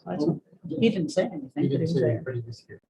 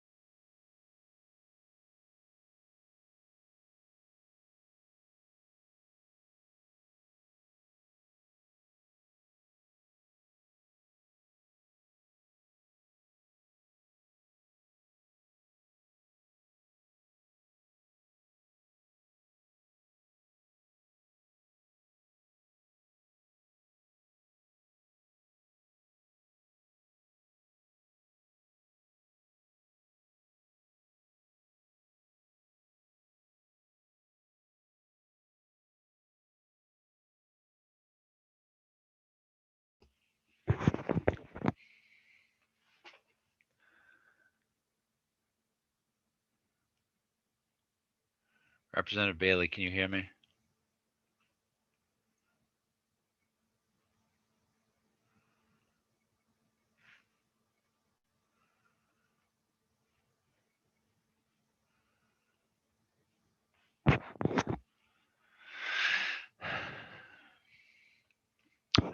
Representative Bailey, can you hear me? Anybody? Yes, Okay, thank you. I was testing my headphones. I know I'm not in this. I just was kind of observing. Oh, absolutely. I just saw your name, so I clicked on it to test my audio. And Terry, Hey. since I used your link, I'm showing up with the name of Terry Roy. Yeah, that's what I was afraid of, but that's okay. We know who you are. I'll fix it. I'll fix it. It's Oh, fine. he didn't get a link, Pam. That's why. Oh, I sent them, they went out before the first meeting this morning. So they went out at 9 o'clock this morning and they went out yesterday afternoon. Oh, okay. So I'm sorry. I just saw that Yeah, you were looking. it may have been buried under other stuff, and I was expecting it as usual an hour before. So. Yeah, this was all sort of like one long meeting from this morning. Yeah, plus So, we sorry amended about that. it, so. Oh, I got the link for the 10 a.m. meeting. I thought that couldn't be used for this. Oh, no, it's the same link. Yeah, I'm sorry about that. All right, I'm going to drop out and use that link. I'll be back in shortly. Okay. Actually not. There's no reason to, I guess. So. No, Yeah, you changed your it. name is Fixed, yeah. correct. All right. I don't know if anybody is going to be in the room or not. I don't know either. Well, if we- Carol, maybe. She was there this morning. Right. I got an email from Representative Schultz saying she could not make it and she wanted to have Representative Schmidt replace her. I'm not sure if he's on here or not. I don't see him. Oh, here, let me make you a co-host. I'm sorry.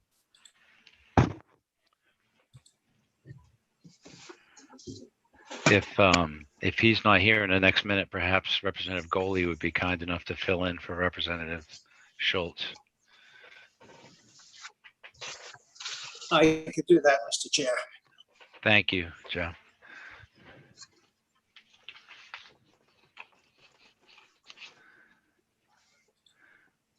Let me see who else is supposed to be on this. Me, Tony, Jeff will be there for Kristen, and who else am I missing? Representative Grota and Representative Lanzara are the others. That's right. Yep. We'll give them another minute or two.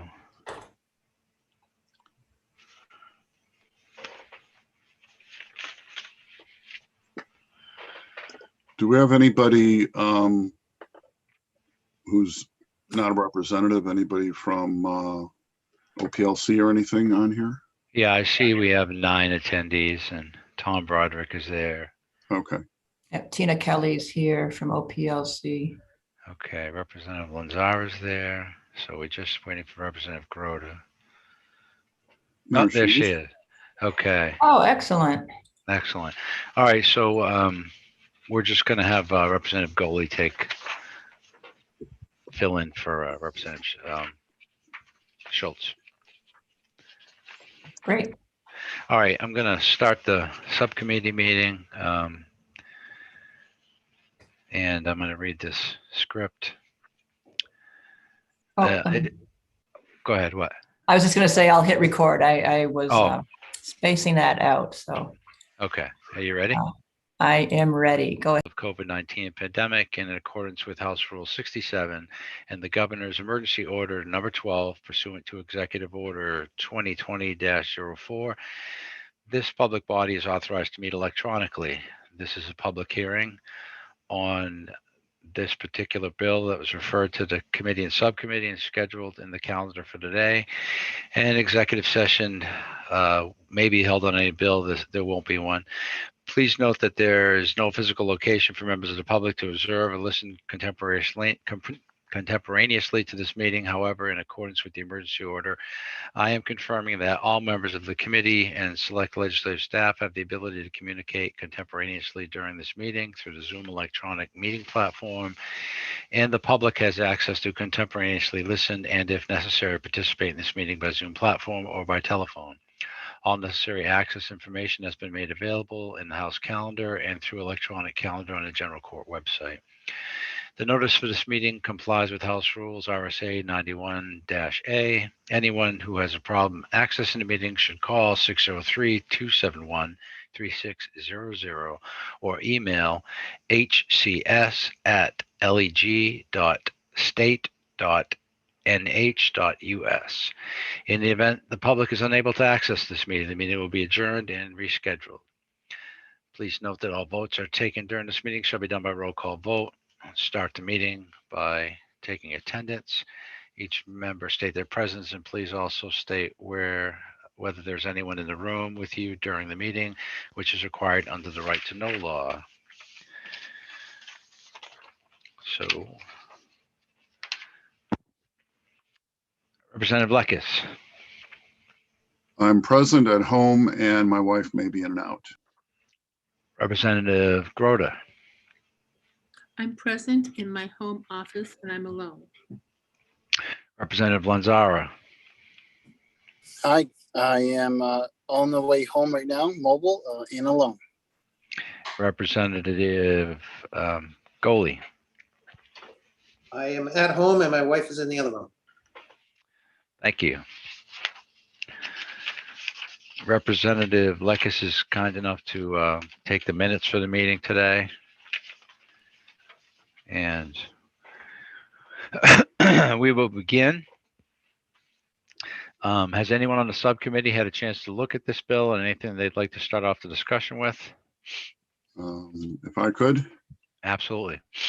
So, yeah, I went through this and took some notes on it, and you know, it proposes that we join two separate interstate compacts, one dealing with audiology and speech pathologists, and the other one with occupational therapy. And the reason I was asking if there's somebody from OPLC on is my first question is how we deal with this. I mean, what happens if we want to make any changes to it? You know, what's the process after that? I mean, you know, who actually wrote this up? How many and which states, if any, are actually part of this compact already?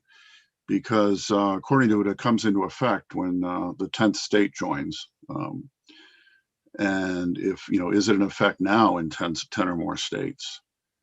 You know, just general questions kind of guide us into what we're going to do. I mean, if we make any changes and it's going to require, you know, let's say there's 10 other states involved and 10 other states would have to decide to agree to it, you know, then in effect, are we going to be killing the thing? Yeah. So general questions around that. Why don't we let Tina Kelly go ahead and give us a short synopsis and start off from there. Miss Kelly. Good morning, members of the subcommittee.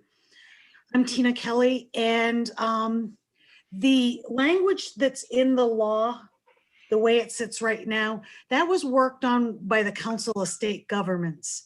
There is an organization that they contract with. They've done the physical therapy compact. They did the nursing compact. So the development of this compact was done through the Council of State Governments, who has a lot of experience putting this together. Changing the wording of what is going forward in the bill, if it changes the meaning of anything, and I'm going to ask Tom to jump in here if I'm stating any of this wrong, but if you change that, then we can't go ahead with the legislation because it won't match up with what the other states are doing. As far as how many states are involved at the present time, I do not know. There may be somebody from one of the associations that knows how many states presently belong to the compact. Okay, so in response to Representative Lekis's question, the wording as it stands in this proposed bill is exactly what it has to be to match up to what the other states have agreed to be in the compact. Is that what I'm hearing? That is correct, because if we change it, we won't match up with them and it won't work. Okay, have we passed any other legislation similar to this that's already gone through? Yes, the one that I'm very, very familiar with is the physical therapy compact. It pretty much is, it so closely mirrors this. And that's been in effect for 4 years now, I think, about there. And I've been involved in that since before it started, right through getting it through legislation and the implementation of it. We Yeah. did not run into any issues with this. It worked very well. It allows people to go and come. And even though we don't have a lot of surrounding states that belong to that, we do have people come in when temporary workers are needed to fill in. I mean, it's been really good for the businesses. Is this, we went over kind of in depth the one related to EMTs. Is this similar, exactly the same, the compact structure, et cetera? I don't know what the EMT one looks like. I don't really work with them. Okay. The one that I can say that I know about is the PT one that's been in effect that is very similar to this. Okay. Representative Grody, you have a question? Well, I'm hoping I can help. I I can send everyone this. This is a link. I'm reading from the Senate hearing that was, and the person who wrote the compact, the legal counsel from CSG, Nahal Kalfas, spoke at the Senate hearing. And what she said was that they were the primary drafter of the compact, that they would use a mutual recognition model like a driver's license, and that ASHA took a primary role in crafting the compact. Then they also, Senator Carson had asked what other states were involved in the compact, and they are North Carolina, Louisiana, Utah, West Virginia, and Wyoming, and it's being considered in 13 more. And Can I so- just interject a little bit? I'm sorry to interrupt you, but I just pulled up the Audiology and Speech Language Pathology Interstate Compact website. Yeah. And they list, as of April 2021, 10 states, the states you mentioned, but a few more. So Okay. I don't know, just to say that, and I could list them off to you, but that's what their website indicates, information about the compact. Thank you. I can send this link to everybody on the subcommittee because I thought it was very interesting, the information, because there are people that testified at this hearing that didn't testify at all. Okay, very good. Thank you. That would be helpful. Representative Lekis. Thank you, Mr. Chair. I actually have a question for Ms. Kelly. And you mentioned we've been in the PT compact. One thing I saw in here is the commission has the authority to do rulemaking, and those go in, there's public hearings and all that, but those go into effect unless a majority of the state legislatures, I guess, oppose them. My question is, any rules that these commissions create, how do they interact with the way New Hampshire normally handles rulemaking, in that they'd have to go before JLCARS, and then there'd be an opportunity there if JLCARS objects to do something about it. Thank you. These rules that would be the bylaws and the rules of the Compact Commission would not go through JLCAR. They have their own rulemaking process, which is described in here, but it's basically the only rules that they are writing would be rules and bylaws that govern the compact itself and how that operates. Follow up if I could? Yeah, absolutely. Go ahead. So,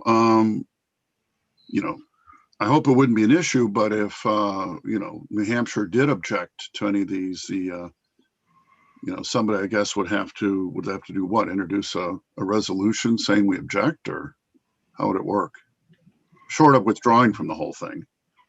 I believe that's explained in the compact I was looking over. I'm not like an expert on everything in there, but under section 10 it outlines the rulemaking process for the compact commission. Yeah, I looked at that. Yeah, my concern is, I mean, this would put in place rules that would, affect New Hampshire and certainly audiologists and Well, it other wouldn't OTP. affect the practice of that audiologist in New Hampshire. It would affect their ability to become part of the compact, go from one compact state to another. The rules would set up dispute resolutions between two states if there were a licensee. Rules on the database they're developing. So it's more concentrated on the compact commission than it is the practice of the licensee in the state of New Hampshire. I have a question. If we join the compact, does that prohibit us from adjusting our scope and rules of practice going forward? In other words, if we do something to change how we deal with or conduct licensing in this field, would that automatically kick us out of the compact? Would it put us in violation of the agreement?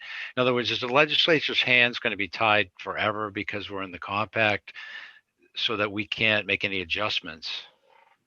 No, we can do rulemaking to the rules of the state of New Hampshire at any time we want. We don't have to ask permission for the compact. We don't have to get their approval. The only caveat to that would be there is a minimum set of criteria that somebody needs to have in order to be a compact member. That would be, everybody's agreed that and it's pretty uniform for these practices anyways, that the education should be for speech, language, pathology, audiology. The examination should be the national exam. There should be a background check, and there should be a certain level of continuing education. And that is the minimum standard. Those are pretty much the things that you wouldn't be able to change to lessen. You could make them more stringent, but you couldn't lessen them, or then you would be in violation of the compact. But there isn't many of those things. It's just a baseline for the qualifications of a licensee.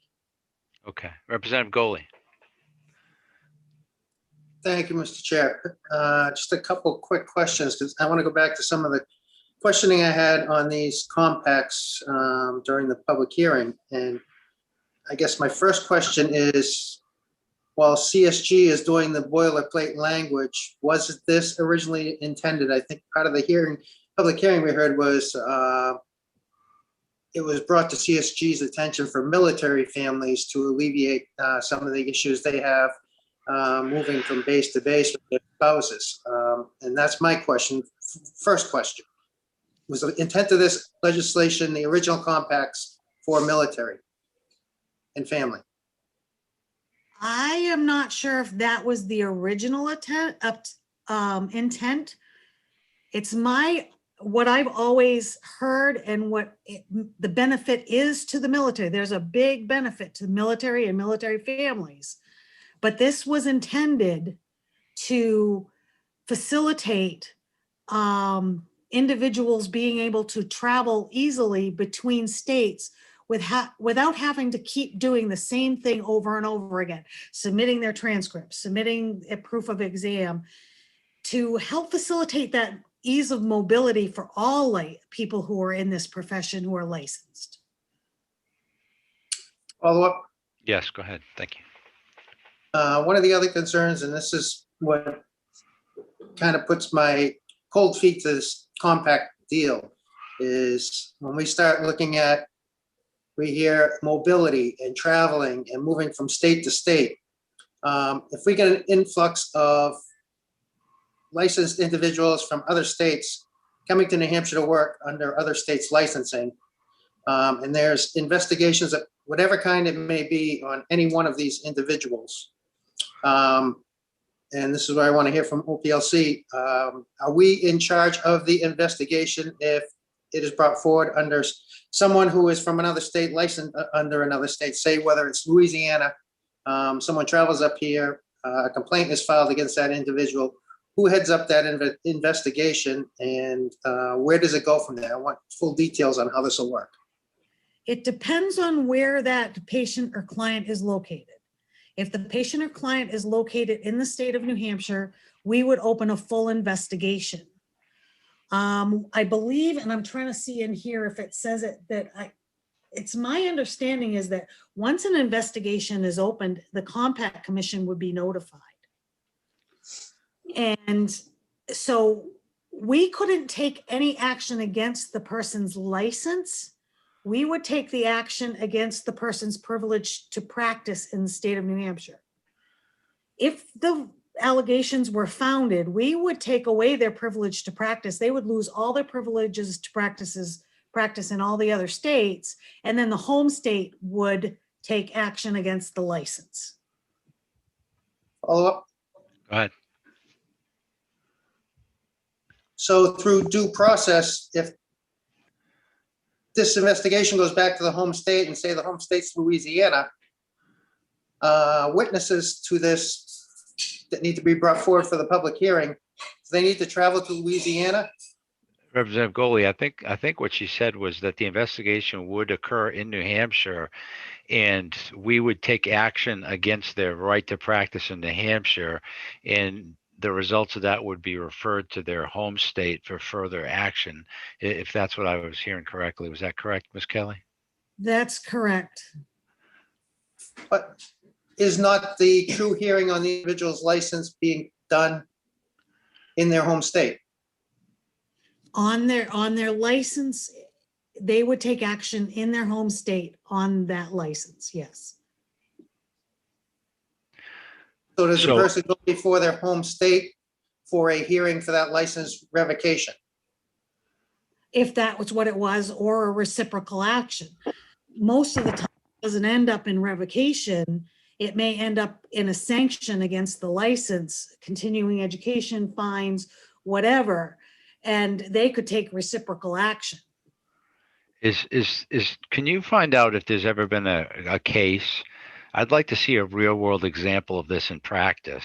Has there been a case where somebody in the compact has been investigated and action taken against them in the visiting state? And then what happened when it was referred back to their home state? Because I agree with Representative Goley. I'd like to see the mechanics of how this would work, because someone has a vested property right in their license, so they would be entitled to a due process hearing in their state. And I don't know if what we investigate and do in New Hampshire would adequately fulfill that. Mr. Broderick, could you perhaps answer that question? Yes, and thank you, Representative Roy. And I believe I can. So I think of them differently. You have your home state license and your privilege to practice that allows you.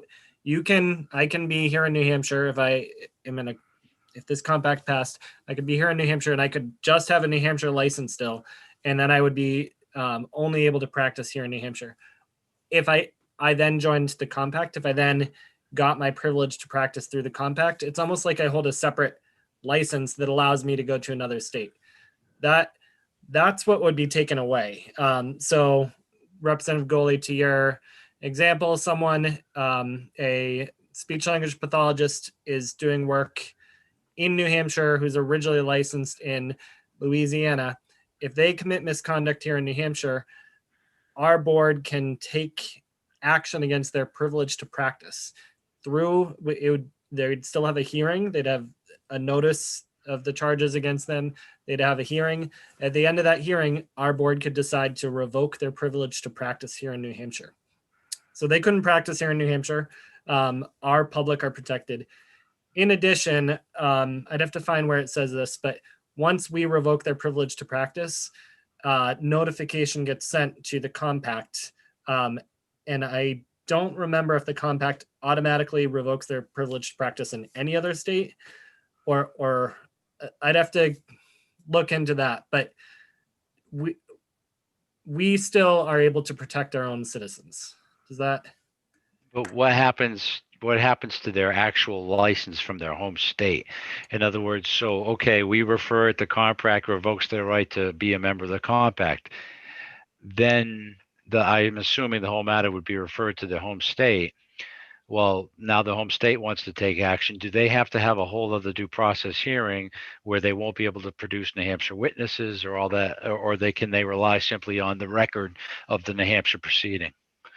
It probably depends on the home state's practice act there. I would tell you in New Hampshire that someone would have, I believe they'd have to have a whole nother, that if the reverse, it was a New Hampshire practitioner that committed misconduct in Louisiana, had their privilege to practice taken away. If the New Hampshire board then caught wind of it and said, we want to revoke your New Hampshire license, I believe we'd have to hold another hearing. I do see, and I'm not trying to pass the buck, Susan Adams from ASHA, who helped draft this legislation, or her group did. So if I'm misspeaking, Susan, please let me know. No, I think you're right on target. Like you said, New Hampshire only has the right to revoke the privilege to practice in that state. And once that privilege is revoked, the home state can choose or not to have a due process hearing to revoke their license, depending on what kind of bad action they had in New Hampshire. Some states, the kind of the joke that we had when we were working on this compact was marijuana. Marijuana is legal in some states, not legal in other states. So if your bad action was to partake in marijuana and your home state that isn't illegal in your home state, then your home state probably wouldn't take action against your state license. So it's really up to the home state to decide whether or not that action has reached a level to where they would contemplate removing your state license. And then once your state license is removed, you lose all of your compact privileges in every other state. Representative Schuett or Representative Goley, were you done? No, that still doesn't answer my question. If the home state has a hearing, do the witnesses have to travel from state to state for that hearing? So let me put it like this. I mean, because we heard from Mr. Broderick that New Hampshire would have a whole nother hearing if there was something that took place in Louisiana with a New Hampshire license holder. So when that hearing is taking place here in New Hampshire, do the witnesses have to be present? So that really is up to the state that's holding the investigation or hearing. But what I will say that basically this is the same as somebody has a license here and they also have just a license in Louisiana, and we take action against that license, we would send it on to Louisiana, and then their law and rules would kick in and they would do what they needed to do in that situation. They could hold a hearing, they may not, it's up to them. I'm not sure if New Hampshire does this, but I know that many states have as a condition of licensure that if your right to practice in another state is revoked, it's similarly revoked in the state that you got the license. So I'm not sure that if a duplicate due process hearing would be necessary or not. If anyone could speak to that. I think I can, and I think this will answer Representative Goley's question. If I was prosecuting the case for the New Hampshire board, and someone had a New Hampshire home state licensee who was practicing in Louisiana and had their privilege to practice there revoked by Louisiana, my number one exhibit would be, here's the order of Louisiana revoking their privilege to practice. That would probably be enough to pass the burden of proof here in New Hampshire, 51%, that they did something wrong and their license should be revoked. If I want to be extra careful and I can get that a witness to what happened in Louisiana available to testify via Zoom, I would do that. But I think you would be using the exhibit of what Louisiana of Louisiana's action as of proof that it occurred and the reason that we'd be taking away the license. As long as Louisiana offered a hearing that provided the same substantial due process rights as New Hampshire, I would think that judicial notice of the previous hearing, they wouldn't have to redo it over again just because it's in a different geography. Is that correct? We wouldn't have to have a whole hearing over it. They do have a due process right in their home state license because we'd be taking action against a different license. So we would have to provide notice to them and the opportunity for a hearing. It wouldn't be as large of a hearing for that very reason that it's already, the underlying issues have already been dealt with in Louisiana, and we could use that Louisiana board order as our proof. Right. But there would still be a brief hearing here in New Hampshire. Okay, thank you. If I could. Yeah, go Chair. ahead, Representative Lekins. Yeah, some of this I think is addressed. If you look at page 10, starting at line 24, section 7, adverse actions, it deals with, what the member state, the remote state can do. And this is around the privilege to practice and their right to have practice as part of the compact rather than their home state one. And I can see there being concerns because the practitioner may be remote and other information that we would want in New Hampshire is remote.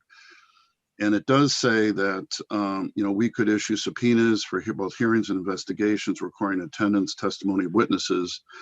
We'd have to pay to get people here, but it does say, we could recover those costs from the person the action was being taken against. So anyway, there is some language in here dealing with that, and also with joint investigations. Okay, thank you.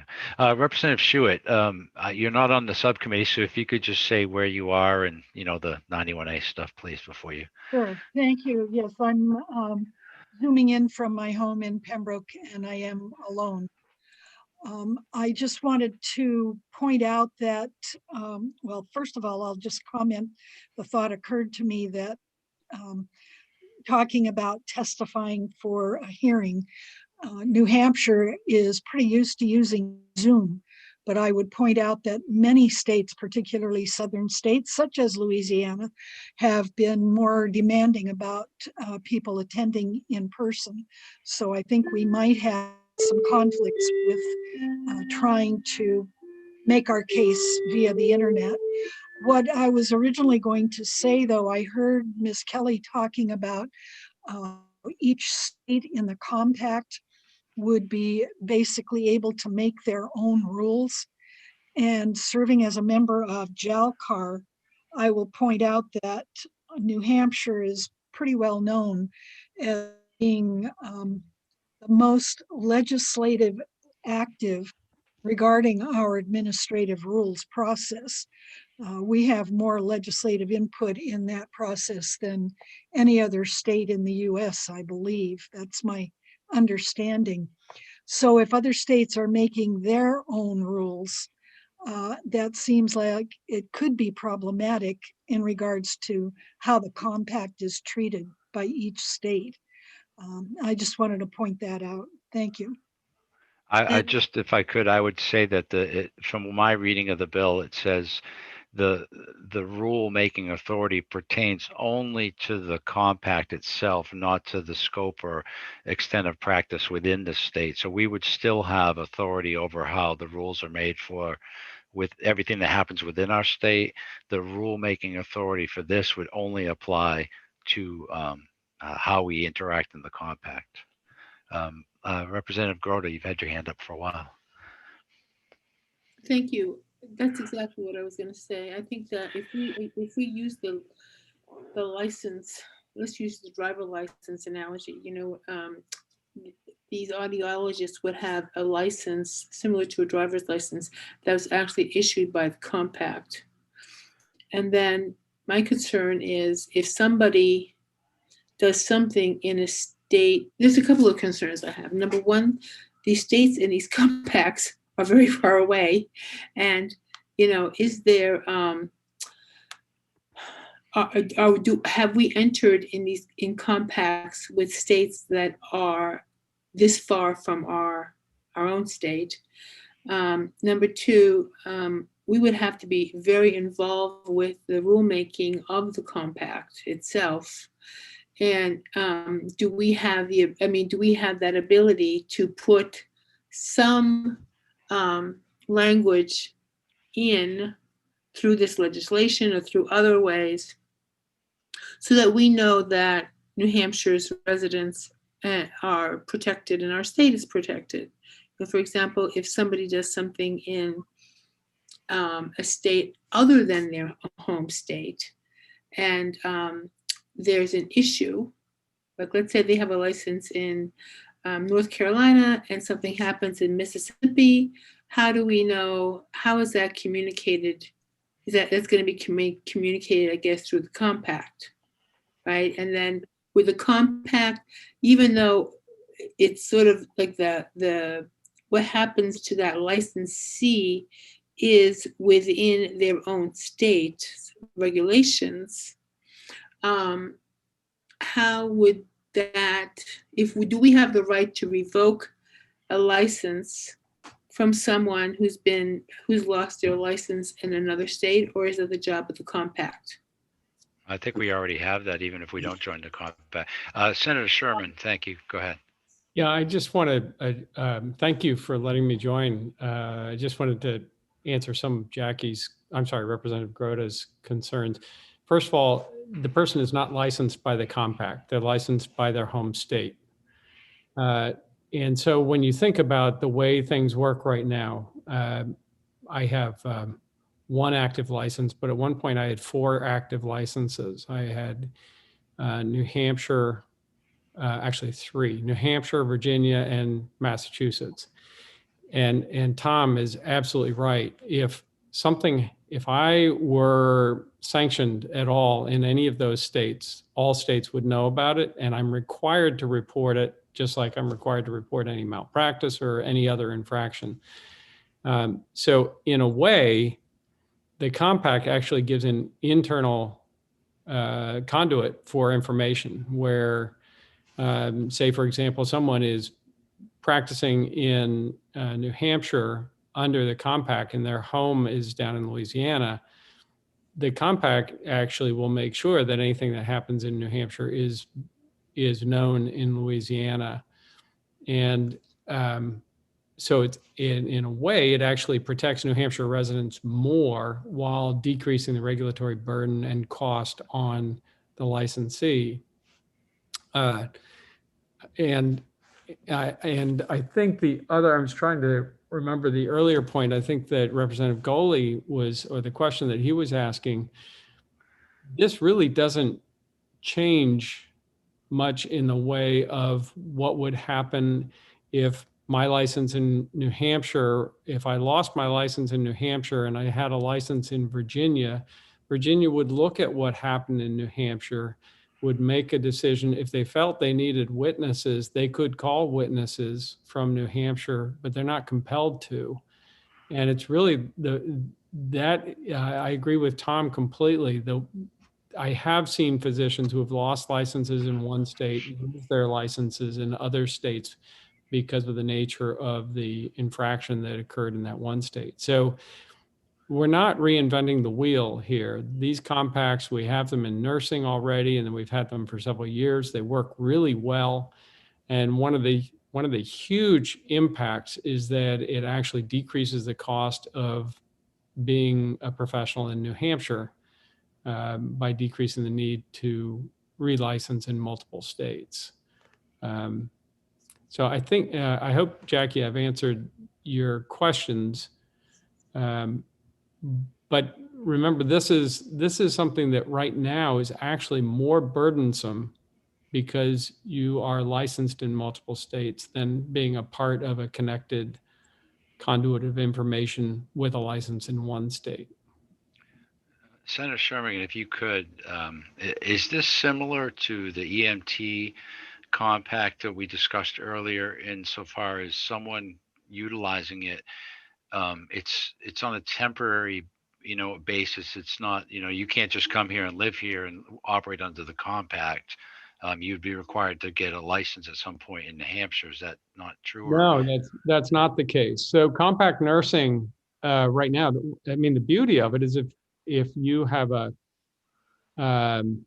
suppose I think Maine is looking at this. Suppose Maine enters into this. If right now, if you're a nurse, a compact nurse, and your license is in Maine, and you have a job, you live in Maine, but you have a job in New Hampshire, you can come over to New Hampshire. You don't have to have a license. And in virtually all aspects of healthcare right now, we are deficient in our workforce.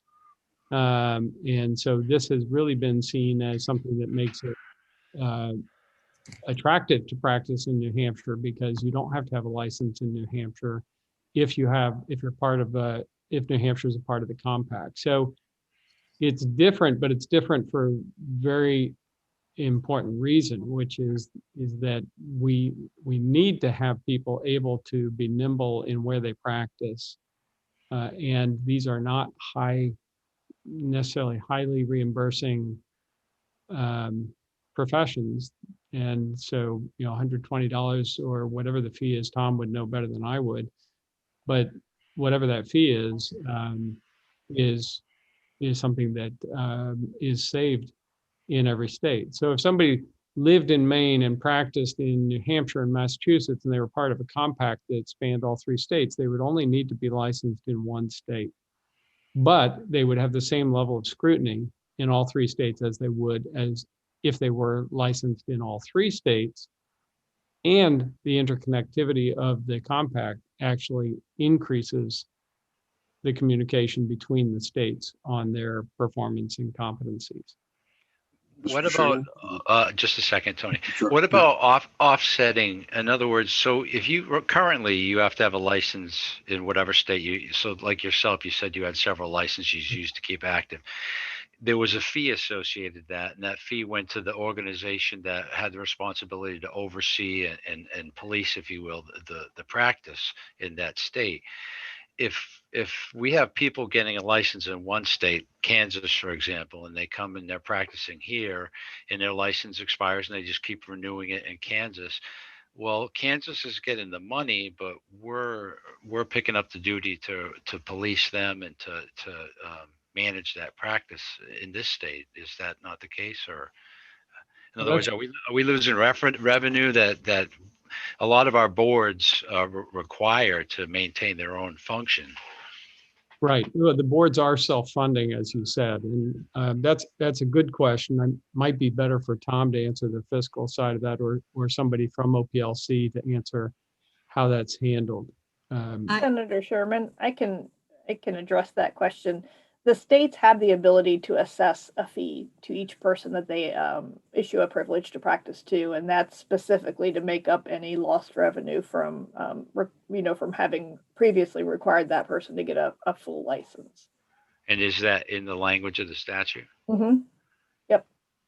And I would also mention your example of somebody in Kansas, who keeps renewing their license in Kansas. If you have physically moved and your state of residence is now New Hampshire, you are required to get a home state license in New Hampshire. So okay, that seemed to contradict what Senator Sherman had said. Yeah, it's where you're basically where you hold your driver's license, where you pay your taxes. You have to have that home state license in order to access the compact. Okay. I think I misunderstood the question, but that's correct what Susan said. Okay, thank you. Representative Lekis. Thank you, Mr. Chair. Yeah, that's one point I was going to make, that if you move here, you do have to get a license. Exception is for the military families, that they can declare their state of residence, and they don't have to change it, even if they're, on duty here, let's say for a couple of years. They can still maintain their home license, and their family could. That's one thing here that's explicitly for the military. The other thing is, it's a lot like a driver's license. One is, if you move to another state, you have to get a new driver's license. And also, if you look at page 10 at the top, let's say you've got a license in Louisiana, but you're practicing in New Hampshire, you have to follow the rules in New Hampshire. You know, even though your license is this compact license that you're using. Same thing as if you drive in another state, I mean, they'll accept your driver's license, but you have to follow their rules there. Yeah, that's good. Representative Goley. Thank you, Mr. Chair. And I had the same concerns you did about revenue with the number of folks coming in here and with the licensing fees that we could possibly lose because at first it sounded like they could shop around for probably the cheapest license fee and go to that state and then just come back here to New Hampshire to practice for a little while and move on somewhere else is my concern. But I think in hearing this, we ought to put something in and we ought to look further into these compacts that if we are going to have people coming into New Hampshire who are part of the compact, I think they should be charged a fee. I don't know if they are now. I don't believe they are, but we need to look into that. And I think it needs to be done. Let me give you an example of the fee a fee that is charged. The PT board has basically the same thing. So what they did is they looked at what the compact commission was charging. I believe they were charging $50. And so the PT board said, okay, they're paying $50 to the compact. They're going to pay New Hampshire for their privilege $60. We don't have as much paperwork to do and we don't have as much of that type of thing to do. So we charged less for the privilege, but we're still getting that revenue for every time they renew their license, they have to renew their compact privilege. So every 2 years, just like everybody else. So if anything happens, there's that money coming in to cover some of those costs. Is that, how is that fee established? Is that established through rulemaking? Who sets the fee? What's the process for that? That we set it in rulemaking. So is that compact rulemaking or is that regular rulemaking that the legislature would have oversight through jail car? I believe, because I think I did it, it was through jail car and it was set within the PT board's New Hampshire rules. Okay. And one follow-up, Mr. Chair. Yes, please. I've noticed in this bill and the language of the compact, there's costs associated with this organization and the ability to collect fees to help pay for the costs. I'd like to hear a little more about how that is taken care of and what the structure is. Who can answer that? I was going to defer to Susan. I can try to answer that. So the Compact Commission does have the ability to assess states a fee to be part of the compact, and that's to help fund the work of the commission itself and creating that database, maintaining all the information, covering commission meetings. There's like a yearly commission meeting. So the compact does have the ability to assess that fee, but what that fee is and if there will be an assessment is really up to the compact commission. I know that for this compact, we've already talked about looking at grants that we could possibly get to help fund, cover a lot of those costs so that we wouldn't have to assess the states. So those are things we would look at, federal grants. DOD now has a grant to help fund compacts. So we would be looking at things like that. I know that I believe it's the nursing compact does not assess states. And I think that and Tina, correct me if I'm wrong, I think that the PT compact does assess states now. Not that I know of. I don't think that there's, no, they aren't assessing, they're going on what they're making off of the compact privileges. Okay, yeah, so I think it's, right now, I don't know that any states then are actually assessing, or any compacts are assessing states. Let's assume that they did, though. Let's assume that because they have the authority to, they assess a fee to New Hampshire. Where do those funds come from, and how would they be appropriated? I think that would just be up to you guys to decide who would pay that fund. Would it come out from a general fund? Would it come from the board specifically? I think different states handle it differently. So it would depend on how you guys want to handle that. It just seems a little difficult for the legislature to say that it's basically a blank check. because they can set whatever they want, and then we have to find a way to fund it later on. That's a little concerning. Mr. Broderick, you had your hand up? Well, I was just going to add that, so OPLC boards, there are 4 boards that belong to compacts, PT, I think medicine, psychology, and one other, nursing, obviously. Nursing. If the subcommittee would like, I'm happy to go back to our finance person and figure out if any of them are charging and how much it's being charged right now. I'll also just point out that OPLC is self-funded, so we don't get funds from the general fund. If I would imagine if we started getting charged a fee from a compact commission, we could implement rules similar to what Tina had said and charge the people coming in to get the privilege to practice a fee that would cover the compact commission fee. That's just one way it could be done. But yeah, I wanted to point out the money wouldn't be coming from the general fund. It's OPLC's self-funded. I agree that OPLC is self-funded, but this statute doesn't seem to say that the money's going to come from OPLC. So that it kind of leaves it up in the air where the money's going to come from, which would only leaves the general fund. And since we have no idea what that fee is, is it $1,000? Is it $50,000? I mean, it's I seem to recall that nursing might charge $6,000. And per state. But and we've had, I've had talks about this with CSG, and granted it's not in writing anywhere, but we would not be able to charge more than nursing charges, as just a matter of common sense almost. Nursing is the biggest compact out there. They have the most members. It would not be good for us, and it wouldn't be good for states to charge more than what they would charge. Go ahead, Senator.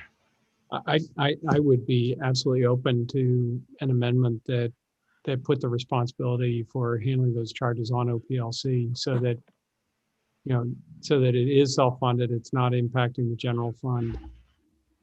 I appreciate that. I was actually about to suggest that. I think that's a good idea. And I think that other states have done that. Just so that we're not tying future legislators to a bill that we don't know what it is. Representative Goley. Thank you, Mr. Chair. And I just want to go back to page 12. Gives what some of the things the commission can do. If you go down from page 12 to page 13, some of the things that go forward. Purchase and maintain insurance bonds, borrow, accept contract services of personnel, including but not limited to employees of a member state, hire employees, elect or appoint officers, on and on and on. Sell and convey mortgages, pledge, lease, exchange, abandon, otherwise dispose of any property, real, personal, or mixed. Establish a budget to make expenditures, borrow money. There's a whole lot of things that these folks can do, and it kind of makes you step back a little bit, wondering with all these things they could do, who's overseeing. I know the board of commission who is appointed overseeing it, but looking at the budget and the states that are going to be paying, who's going to be actually be overseeing this on a state's end. Representative Goley, I would mention that is actually standard language. It's in the nursing compact and the PT compact. As for who will be overseeing the whole thing, the compact commission. So every state who is a member of the compact will have 2 members represent their state, one audiologist and one speech language pathologist, and they will be the ones who will make all of the decisions. There will be an executive committee that will be voted into existence by those compact commissioners just to see to the day-to-day operations of the compact. But it is really an instrumentality of the state. The compact commission is really an instrumentality of the state, and all the decisions will be made by the states. Are they going to have a centralized office, or are these folks going to be from their home states and working via Zoom and holding meetings that way? Or how does that take place? I mean, in the beginning, it's probably going to be a volunteer position to take over. I know that the Nursing Commission just got their first real employee that they pay within the last couple of years. So in the beginning, it's just going to be volunteer work, between the states and the organizations that have a stake in the commission. There won't be a paid position overseeing the compact. There won't be office space, anything like that. If I just, Mr. Chair, and that's one of my concerns, we're hearing the nursing compact has just got their first employee. And are we starting something that's just going to grow and cost money as we go forward and more states get on board and it gets bigger and bigger, that it's just going to be expanding? That's my concern. I hope that it expands. I mean, we want it to be a 50-state compact. Nursing right now, I believe, is at 34 states. But again, there are 4 million nurses in the country. They're one of the biggest occupations in this country. We have, ASHA ourselves have only 218,000 members. So it's only going to be able to get so big. But I think, once more states join, then we, maybe have the ability to pool funds a little bit more to be able to afford those things. It may be that this compact never has a paid employee that oversees it. It might be done entirely by the executive committee. It just really depends on how, like you said, how big it gets. But I can't see us as being big enough to operate in the way that the nursing compact operates. I like the concept. The whole concept of the compact thing, I think, is great. As stewards of the taxpayer funds, we have to be really careful that we don't have one person, whoever that may be, who is the New Hampshire representative on the committee for the compact, able to commit the state of New Hampshire to expenses. In other words, it says they can take out loans. I don't personally think that there should be one person speaking for the state of New Hampshire saying, yeah, go ahead, we approve of that loan. There's got to be some kind of firewall to protect the taxpayers from being committed to something without at least legislative oversight on some level. I'd hate to see us getting a bill in the mail for something that was agreed to by one person that we granted this authority to. Well, and I don't think that those people, the commissioners, are not going to have a blank check. I mean, they're only going to be able to do what OPLC tells them that they're going to be able to do. Ultimately, OPLC will be overseeing what goes on with the commission and what those commissioners are allowed to do or say. I would agree with you because they're a representative. They're not a sole individual acting on their own. They're a representative of the state and of the board. And they would, before they would do anything like that, they would have to come back and they can't just act unilaterally. They'd get permission. They'd run it by the board, just like any other thing that they do. And you can correct me if I'm wrong there, Tom. Can I say something? Oh, go ahead, Tom. Go ahead. I'm sorry. I was just going to say, I think you're right, Tina. And if this would work, I would want to make sure this wouldn't blow up the compacts. I think it wouldn't, but as we discussed earlier, there may be room for some sort of amendment saying the funds have to come from the OPLC general fund. And maybe it could also say something like which those funds or the fees we take in to issue these interstate licenses have to cover those fees. So we're not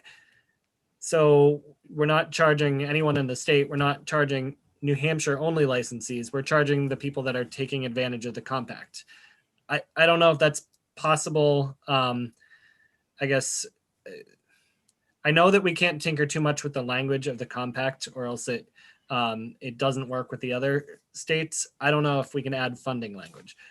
If we can, I could bring it back to my executive director and see if she would agree, and I can bring something back to the committee.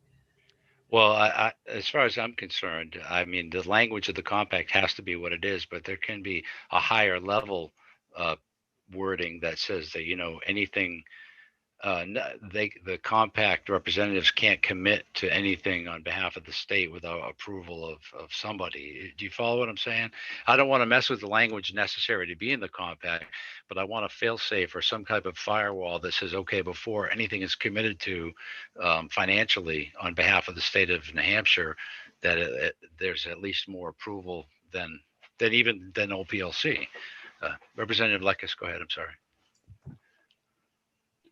Thank you. I mean, You next, because she did have her hand up. Oh, okay. I'm sorry. Go ahead. Go ahead, Jackie. I'm sorry.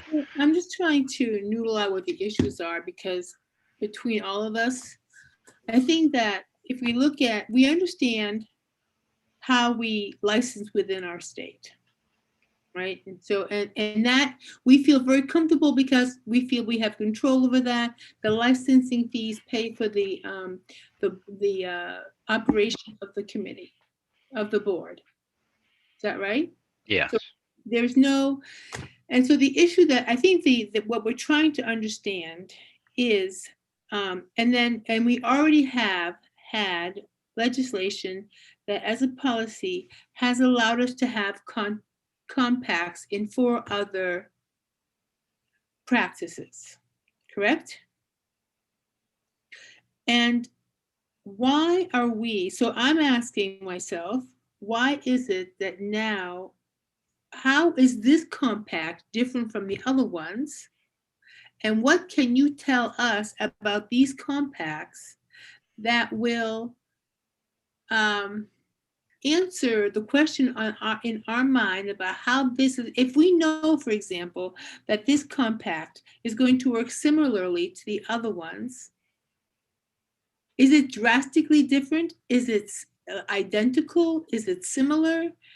I think this is the thing that we need to, because we've entered in compacts before.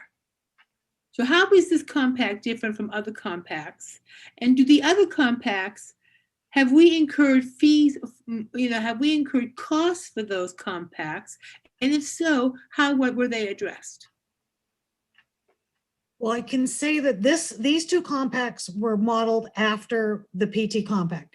They are, I wouldn't say they're exact, but they're very similar. And that boilerplate language with regards to the commission and all of those kinds of things are the same. And we have not run into fees with that PT compact. Now, the nursing compact that's been in existence for a long time, if they are charging the $6,000, that's been decided upon, and I'm not sure how that works, Tom, for them. Well, you see, this is the thing, because we need somebody who knows the answers to these things. This is the thing. And I don't know who that person is. Who is that person? So I've emailed on the finance question.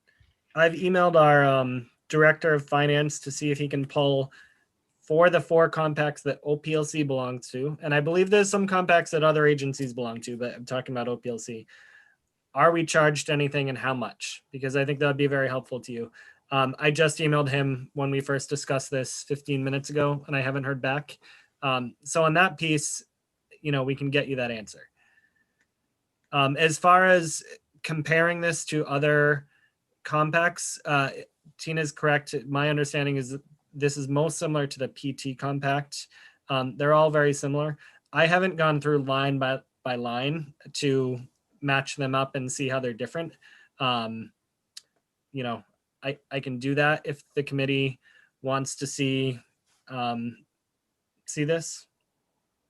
Representative Roy, Yeah.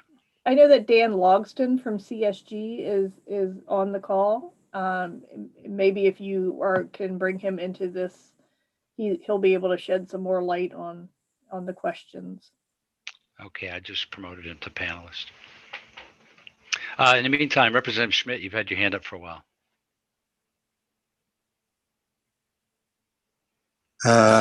So I appreciate the opportunity to weigh in a little bit, because I understand that there's some skepticism, there's due diligence involved in the subcommittee's questioning and deliberation. But just a couple of things that those of us who've been on the committee for a while can perhaps contribute. That's what I'm going to try and do in my remarks. And that is, first of all, as American citizens, we have the free right of movements within the United States, right? We can move to any state at any time. Just as I came here 35 years ago, roughly. So I've been a taxpayer and a contributor to the state of New Hampshire all along. I haven't been a burden on the state. Hope I won't ever be a burden on the state and on other taxpayers. But the bottom line is everybody has a freedom of movement. And the idea that we're suddenly there was a question raised earlier about we're going to be flooded with people coming up from Louisiana. Well, my answer is, what's the draw to come to New Hampshire? One of the things that this committee has been doing for virtually the entire time that I've been on it, 15 years, is we've been trying to work for better standards of reciprocity and so forth, so that we can get people that we need in this state.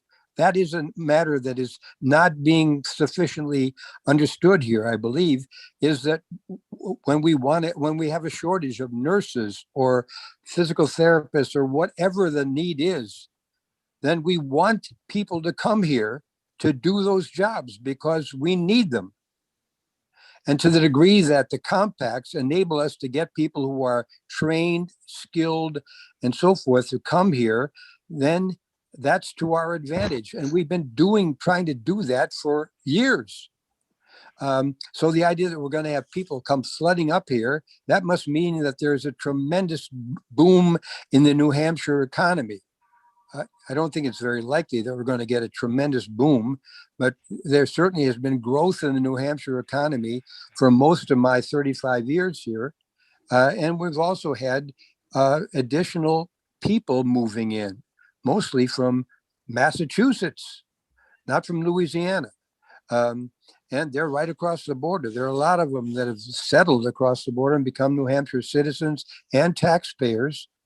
And if they came and started a business, then they're contributing to the tax base, property taxpayers, and so forth and so on.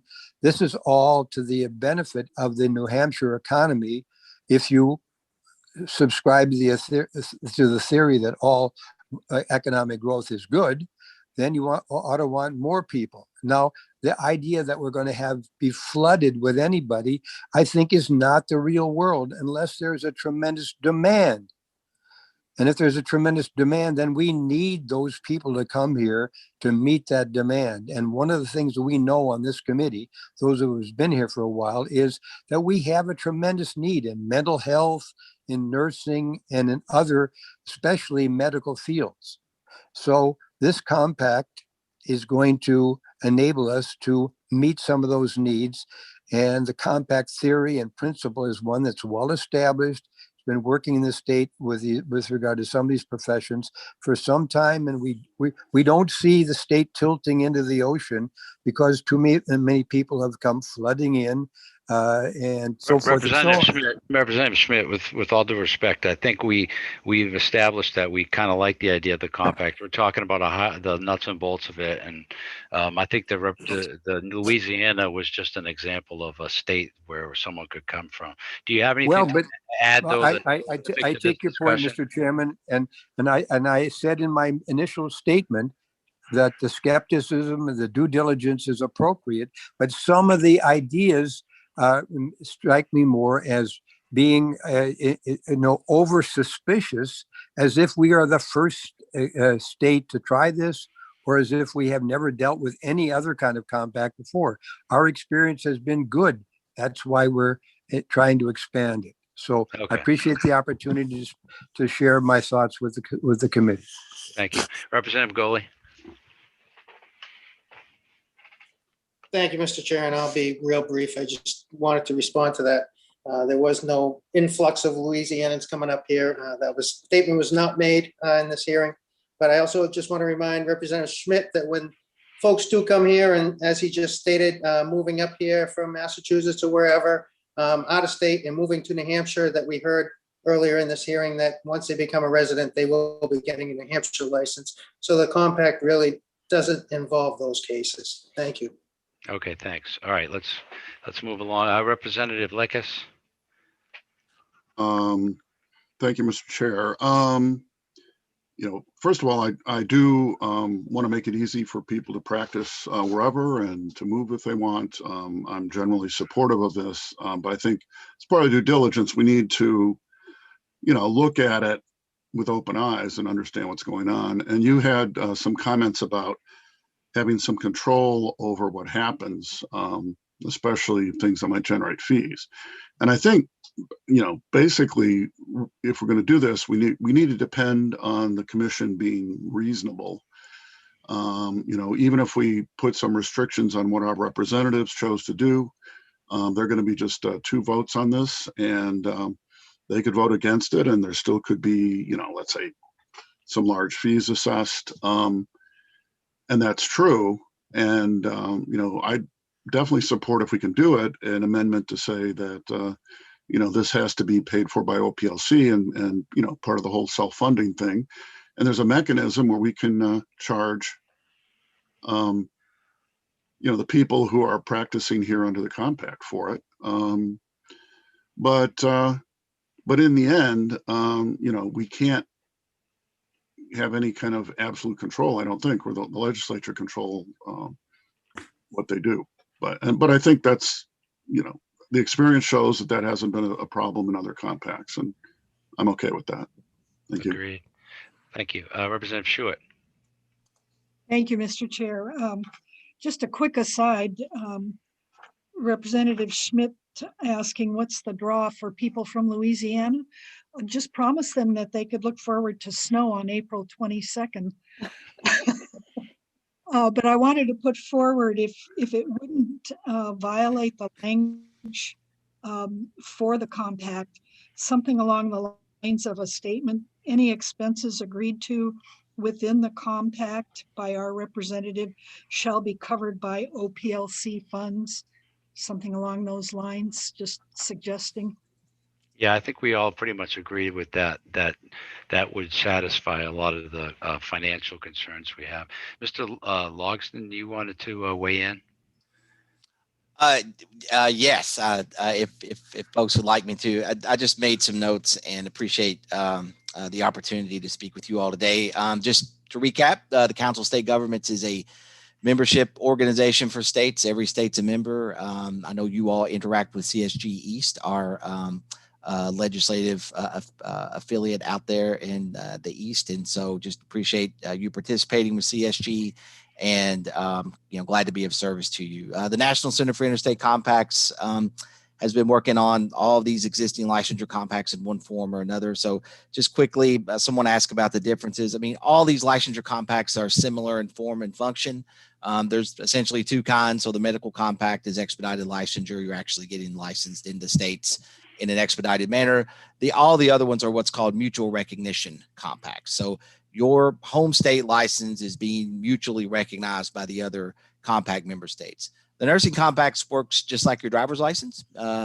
When PT was developing their compact, it's my understanding that the folks developing that wanted a little bit more visibility on who was in their states. And also what they heard from their state boards was that we're concerned about revenue loss. So we'd like a mechanism to be able to, potentially claw back some of that revenue. I don't know if that exact phrase was used, but that's the result of it. And so they came up with this privilege to practice model, and all the professions that we've been working with subsequently have gravitated toward that, because it does give the state boards the ability to charge a fee for that compact privilege and recover some of that revenue.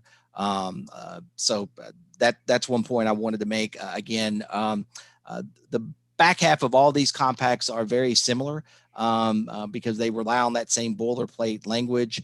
And as far as the assessments go, I just want to address that, New Hampshire is a member of a lot of compacts that assess New Hampshire. Not sure where the end result of that money comes from, but you're a member of the Juvenile Compact, the Compact for Juvenile Offenders, the Interstate Compact for Adult Offender Supervision, the Military Children's Compact Commission, the Emergency Management Assistance Compact, and and then all of the licensure compacts. So, in our work with these licensure compacts, and this absolutely is something that I think speaks to what you're talking about here. I think the goal of all these compacts are to be self-sustaining and to rely on assistance from board organizations, national board organization, and national membership organizations. But yes, there is that assessment language there because we insist on it. This benefits the states.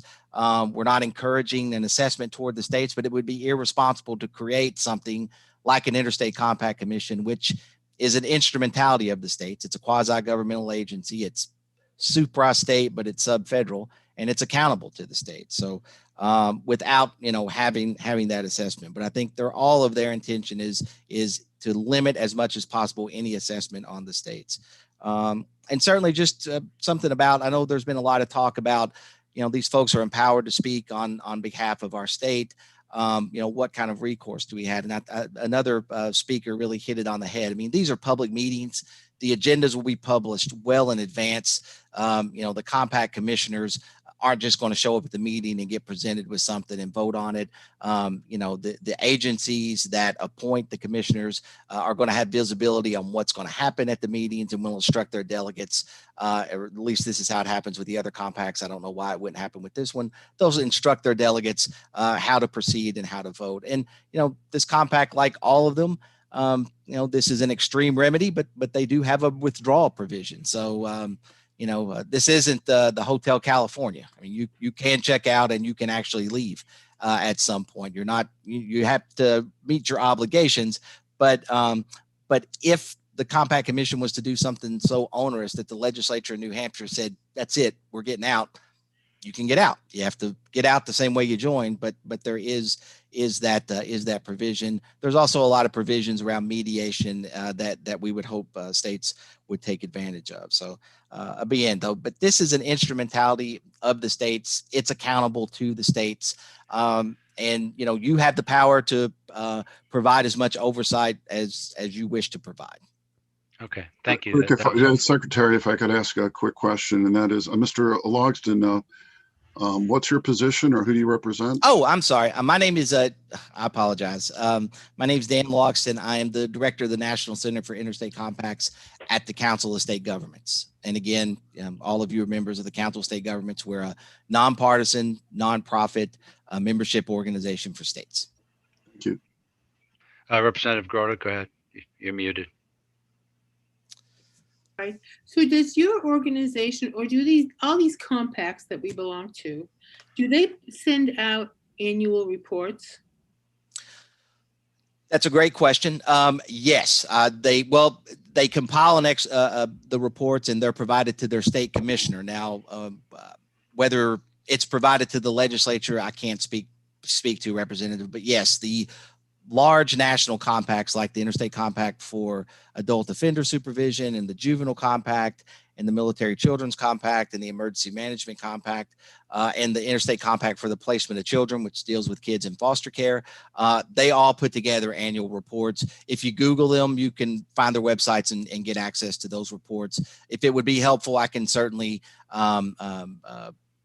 get links and send those over to you all as well. Could you please send those to us, because I think this is important information that we need to know. I mean, I had no idea that we belong to so many compacts, and I think it would be a good place. It would be good for a place to keep that on our state website. Sure, absolutely. Okay. Thank you. And just to respond to what you said about Mr. Logston about we belong to so many compacts, I guess the difference is on this particular one. I'm chairing the subcommittee, and I'm not going to sign off on something until I know what it's going to cost us. But having said that, I think that we've come to a quasi consensus that we need some language that says OPLSC is going to be responsible for any fees generated by this. Does everybody sound like we want that? Tony, you have your hand up. Sorry, I just hadn't dropped it, but I do agree with that. Okay. Representative Gorda, do you agree with that? Yes, I do. And Representative Goley? Yes, I do, Mr. Chair. Okay. Who could get us that language? Would that be you, Mr. Broderick? Yes, I'm happy to draft something up. Or I of course will need to run it by my executive director. I do not see her having an issue with this, but I'll get on a call with her after this meeting. Something very simple, short, sweet. Any fees that are required as a condition of our membership in this compact will be funded by the OPLC. And just to be clear, if I may, I know we've been primarily talking about the first compact in this this bill, the speech language pathology audiology. There's also the nearly identical OT compact. You want that to cover both? Yeah, I'm basically treating these as the same thing, just different professions, but the nuts and bolts of it that we're responsible for should be exactly the same. Okay. Mr. Chair, can we also get from them if there's any fees that we are currently paying into these compacts as to what those are? Yes, on any of the compact? yeah, if anyone has that information, I would like to see that as well, what we're currently paying in compact fees and how they're being paid. That would be great. So do you think we can get all this together within a week, Mr. Broderick? Absolutely. I just heard from Ms. Adams that they have language we might be able to tweak. So I would imagine by the end of this week. Yeah, end of this week. Okay, so I will. We have language on this we can help with. Yeah. Okay, great. I'll let you guys handle that and get me the language, and then I'll request an amendment. So I'm going to confer with the chairman, Representative McGuire, and committee staff to set a date for another hearing to finish this out. It may be, I think it has to be next week. I'd rather it wasn't because I'm going to be in Florida, but I can do this from the beach, I think. So I will get back to everybody on this, and we will post the date for the next hearings. Anyone else have anything before we close it out? No, thank you. Thank you. Thank you all very much for your assistance, and we'll speak soon. Yes. Safe in Florida. Yes, I plan on it. Bye.